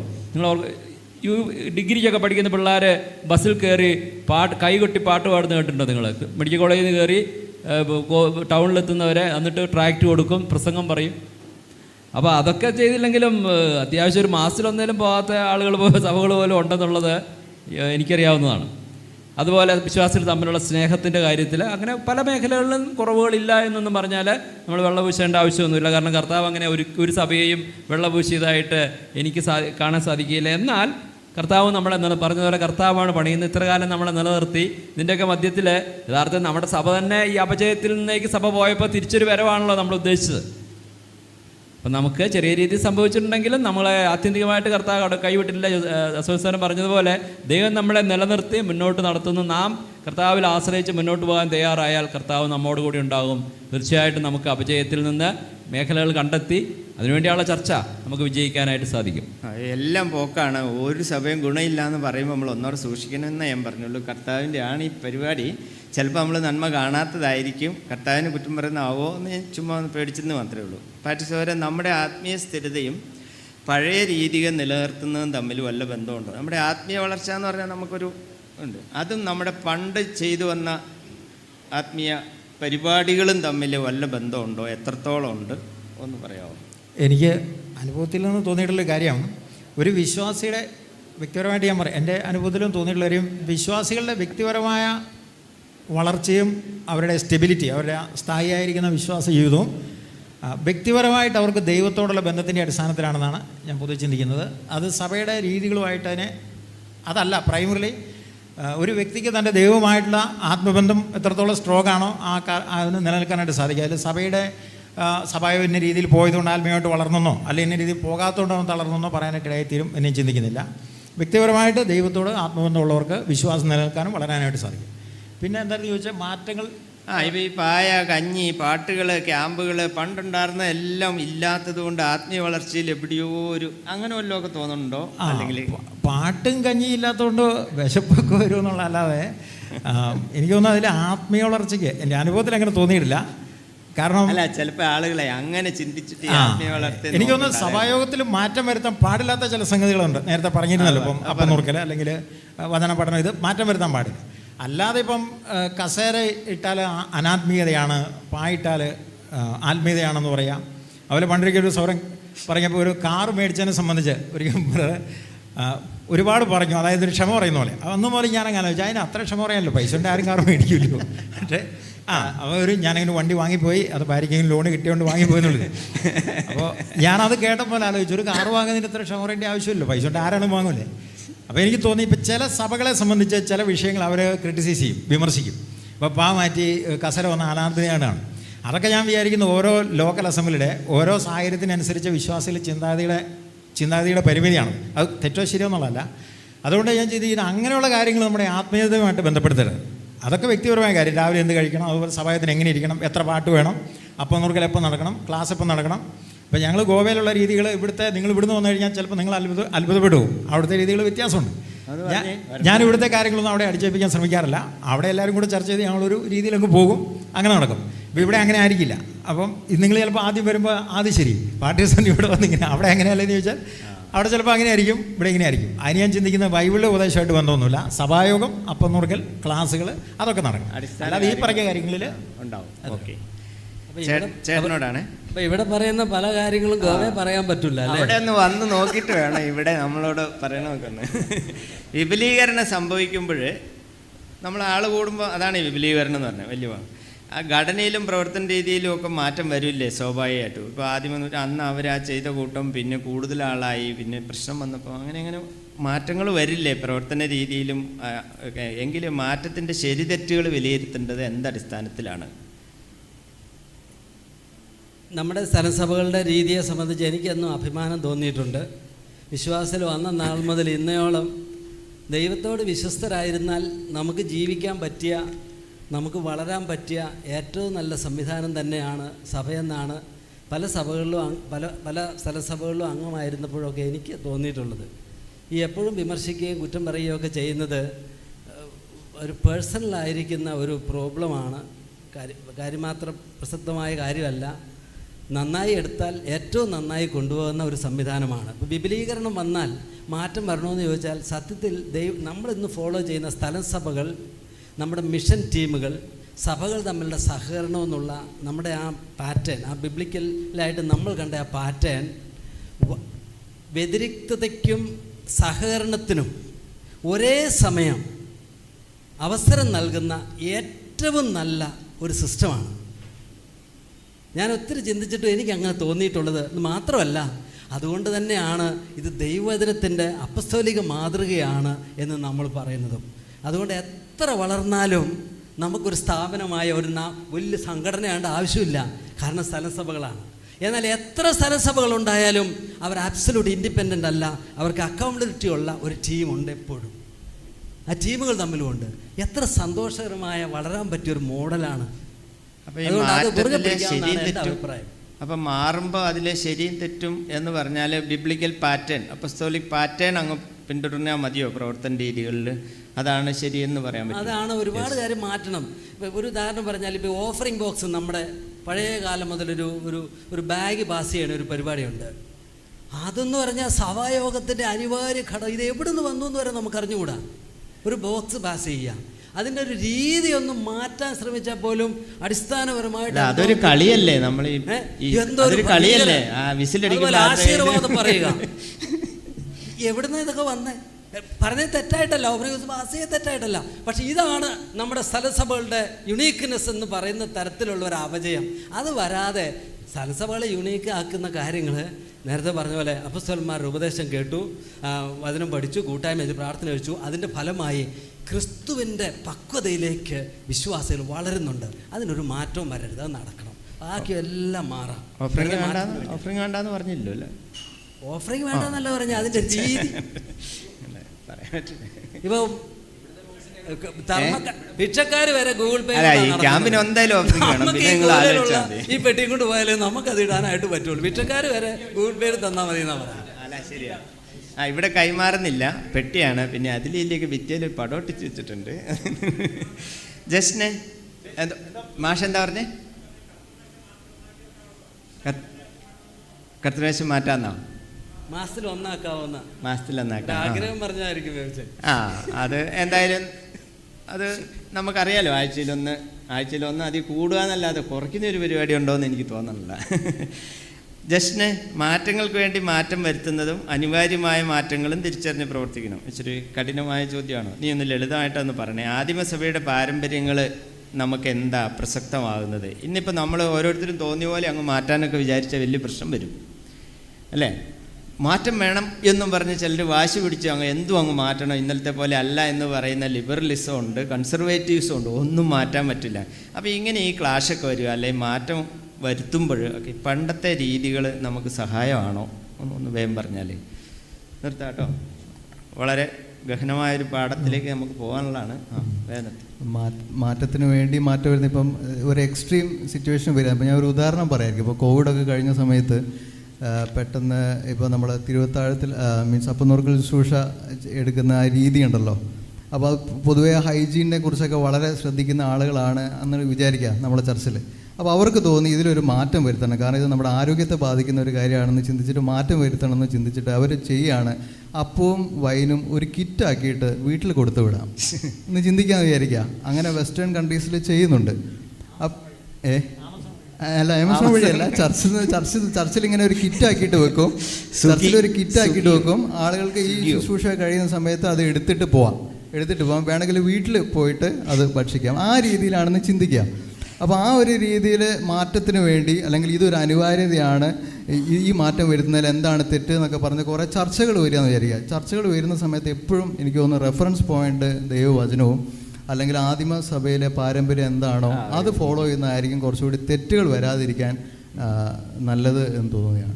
അതെ അതെ. അപ്പം ഗോതമ്പ് വേണോ, ബെന്ന് വേണോ, വീഞ്ഞ് വേണോ, കാപ്പി വേണോ എന്നൊക്കെ ചോദിക്കുമ്പോഴേ കുറച്ചുകൂടെ നമുക്ക് പല അഭിപ്രായം അങ്ങനെ അങ്ങ് വന്നു എന്തൊക്കെയായി തീരും. അപ്പോൾ പല ബ്രാൻഡ് ഉണ്ടല്ലോ. അപ്പോൾ അതിലും ഭേദം പണ്ടത്തെ രീതി തന്നെയാണ്. അല്ല, സത്യത്തിൽ ആദിമസഭയുടെ പാരമ്പര്യം എന്ന് പറയുമ്പോഴേ സഭായോഗത്തിൻ്റെ ഒന്നും പാരമ്പര്യം അവർ എഴുതിയില്ല എന്നുള്ളത് തന്നെ നമ്മൾ കണ്ട ഡിഡാക്കയൊക്കെ വായിച്ചിട്ടാണ് ഇത് ഇങ്ങനെയൊക്കെ പ്ലീനിയൊക്കെ വായിച്ചിട്ടാണ് പറയുന്നത്. സഭ എഴുതിയിട്ടില്ല എന്നുള്ളത് തന്നെ അതിൻ്റെ ആ ഫ്ലെക്സിബിലിറ്റിയുടെ ഒരു അനുവാദമാണ് സത്യത്തിൽ നമുക്ക് ലഭിക്കുന്നത്. സോറി, 5 മിനിറ്റോടെ തന്നിട്ടുണ്ട്. അതിൽ നമ്മൾ ഒരു റൗണ്ടോടെ നിർത്താം. പിന്നെ ഈ ചർച്ച നിങ്ങൾ പുറത്തിറങ്ങിയും പിന്നെ നമ്മൾ അടുത്ത വേദികളിലൊക്കെ തുടരാം. ടോയ്സ് ഒരു ആശയശോഷണം സംഭവിച്ച ഇതര സഭാ നമുക്ക് നമ്മളെപ്പോലെ വചനത്തിൽ മുറിവ് പിടിക്കാത്ത, ഉപദേശം മുറിവ് പിടിക്കാത്ത മറ്റ് സഭകളൊക്കെ ഉണ്ടല്ലോ, മറ്റ് ക്രിസ്തീയ വിഭാഗങ്ങളൊക്കെ ഉണ്ട്. അവരിൽ നിന്ന് എന്തെങ്കിലും നല്ല മാതൃക ആരോടെ പറഞ്ഞ് വേസ്റ്റ് എന്ന് അതല്ല ഞാൻ ഉദ്ദേശിച്ചത്. പ്രവർത്തനത്തിന് എന്തെങ്കിലും മനുഷ്യ സമൂഹം എന്ന നിലയിൽ നല്ല മാതൃക എന്തെങ്കിലും സ്വീകരിക്കാം. പക്ഷേ അവർക്ക് ഉപദേശം തെറ്റല്ല എന്നും പറഞ്ഞ് നമ്മൾ അവർക്ക് എതിരായിട്ട് അതുപോലെ ഒന്നും വരാതെ നോക്കിയിട്ട് നമുക്ക് വല്ല പ്രശ്നമൊക്കെ പറ്റിയിട്ടുണ്ടോ? ഈ അപജയം സംഭവിച്ച സഭകളിൽ നിന്നാണ് നമ്മൾ എല്ലാ കാര്യങ്ങളും സ്വീകരിച്ചത്. നമുക്ക് ഈ കാര്യങ്ങൾ ചെയ്യണേ എങ്ങനെയാണ്? കല്യാണം നടത്തണം. നമ്മൾ എവിടുന്ന കണ്ടത്? എങ്ങനെ പ്രദർശനക്കാർ നടത്തി? അല്ല, ഞാൻ കുറച്ചുകൂടെ സുവിശേഷ വിഹിതരല്ലാത്ത സഭാ പ്രസ്ഥാനങ്ങളുടെ ഏതെങ്കിലും നല്ല കാര്യങ്ങൾ അനുകരിച്ചിരുന്നെങ്കിൽ കുറച്ചുകൂടെ പോകാമായിരുന്നു. പക്ഷെ അവരുടെ അനുകരിക്കുന്നത് ഞാൻ വിചാരിക്കുന്നു അനുകരിക്കാനായിട്ട് വല്ലതും ഉണ്ടോ എന്ന് ചോദിച്ചു കഴിഞ്ഞാൽ അവരുടെ സഭ, അവർ മീറ്റിംഗ് നടക്കുന്ന സ്ഥലമൊക്കെ വൃത്തിയായി സൂക്ഷിക്കുന്നത് ഞാൻ ശ്രദ്ധിച്ചിട്ടുണ്ട്. കണ്ടോ, നല്ല കാര്യമുണ്ട് അവിടെ. വളരെ നല്ല വൃത്തിയിൽ അത് അവിടെ ദൈവം ഉണ്ടെന്നുള്ളൊരു ഒരു ചിന്ത അവർക്കുള്ളത്. എങ്കിലും അത് നല്ലൊരു പാരമ്പര്യമായിട്ട് നമുക്കും എടുക്കാവുന്നതാണ്. സഭാ ഹാള് ഏറ്റവും വൃത്തിയായി ഭംഗിയായി മോഡേൺ ആയിട്ട് സൂക്ഷിക്കുന്നതിൽ അവർ നമുക്കൊരു ചലഞ്ചാണ്. ചിലയിടത്തൊക്കെ പോയപ്പോൾ ശരിക്കും തോന്നിയിട്ടില്ല. നമ്മുടെ പൂപ്പല് പിടിച്ച പായും ചെളി പിടിച്ച തറയും മാറാല പിടിച്ച മോൾഭാഗം ഒന്നും കാണാതെ മീറ്റിംഗ് ഞായറാഴ്ച വന്നിരുന്നിട്ട് തിരിച്ച് മാത്രം പോകുന്ന നമുക്ക് അത്രത്തോളം ആത്മീയത ഉണ്ടെന്ന് തോന്നില്ല. പിന്നെ അച്ചടക്കം, നല്ല വിപുലമായ പ്രവർത്തന പരിപാടികള്, കഴിവുള്ളവരെ, പാട്ട്, ഒത്തിരി കാര്യങ്ങൾ, കൊയറൊക്കെ നല്ലതാണ്. പറ്റുമെങ്കിൽ ഒരു ആത്മീയ പുരോഗതിക്കായി നമ്മുടെ ലൗകിക ചുറ്റുപാടുകളെ പരമാവധി മാറ്റി നിർത്തണം. എങ്കിലേ ആത്മീയ പുരോഗതി എന്ന് പറയുന്ന ഒരു വേർപാടിൻ്റെ ഒരു സത്യമുണ്ട്. എങ്കിലും അതിനായിട്ടുള്ള വല്ലാത്ത വ്യഗ്രതയിൽ ചിലപ്പോൾ ആത്മീയ സത്യങ്ങൾ ബലി കഴിച്ചു പോലും ഈ വേർപാട് സൂക്ഷിക്കുന്ന ഒരു സന്യാസ ചിന്ത നമ്മുടെ ഇടയിൽ വരാൻ പറ്റുമോ? കാര്യം പിടിയിട്ടില്ലോ? വന്നിട്ടില്ലെന്നാണ് എൻ്റെ ചിന്ത.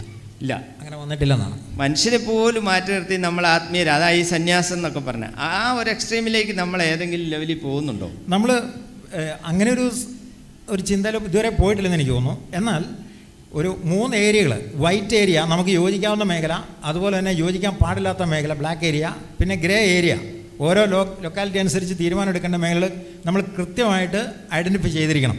അല്ലാതെ ഏതിനോടൊക്കെ ചേരത്തില്ലെന്ന് ചോദിച്ചു കഴിഞ്ഞാൽ നമുക്കൊരു വ്യക്തത വേണം. അല്ലാതെ എന്തിനോട് യോജിക്കുന്ന പരിപാടിയും എന്തിൽ നിന്നും മാറി നിൽക്കുന്ന പരിപാടിയും പോരാതെ 3ആയിട്ട് നമ്മൾ ഗ്രൂപ്പ് തിരിക്കണം.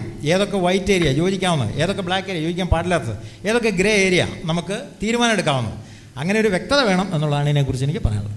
അടുത്ത ചോദ്യം ചേട്ടനോട്. സിസ്റ്റമാറ്റിക് ആയിട്ട് ചെയ്യുന്നതാണോ അതെയോ ഓരോ സഭയിലോ അല്ലെങ്കിൽ ഓരോരുത്തർക്കും ബോധിച്ചതുപോലെ ചെയ്യുന്നത്, സാഹചര്യം അനുസരിച്ച് ചെയ്യുന്നതാണോ ഓരോ സഭയ്ക്കും അല്ലെങ്കിൽ സഭകൾക്ക് കൂട്ടായിട്ടും കുറച്ചുകൂടി ഇഫക്റ്റീവ് ആവുക? ഗുണവും ദോഷവും ഉണ്ടാവാം. ഒന്ന് ചുരുക്കി പറഞ്ഞാൽ സിസ്റ്റമാറ്റിക്കായി ചെയ്യാൻ നമ്മൾ സിസ്റ്റങ്ങളെക്കുറിച്ച് ഇപ്പോൾ ചിന്തിക്കുന്നത്. അല്ല, മാറ്റങ്ങളെപ്പറ്റി പറയുമ്പോൾ ശ്രദ്ധിക്കേണ്ട ഒരു കാര്യം, ഇങ്ങനെ മാറിക്കോ എന്ന് പറഞ്ഞാൽ ഓരോരുത്തരും ബോധിച്ച പോലെ അത് ചെയ്യും. ചില സഭകളിലൊക്കെ ചില ആളുകൾ ലീഡർഷിപ്പ് എടുത്തിട്ട് മനുഷ്യരെ ബുദ്ധിമുട്ടിച്ചിട്ടുണ്ട്.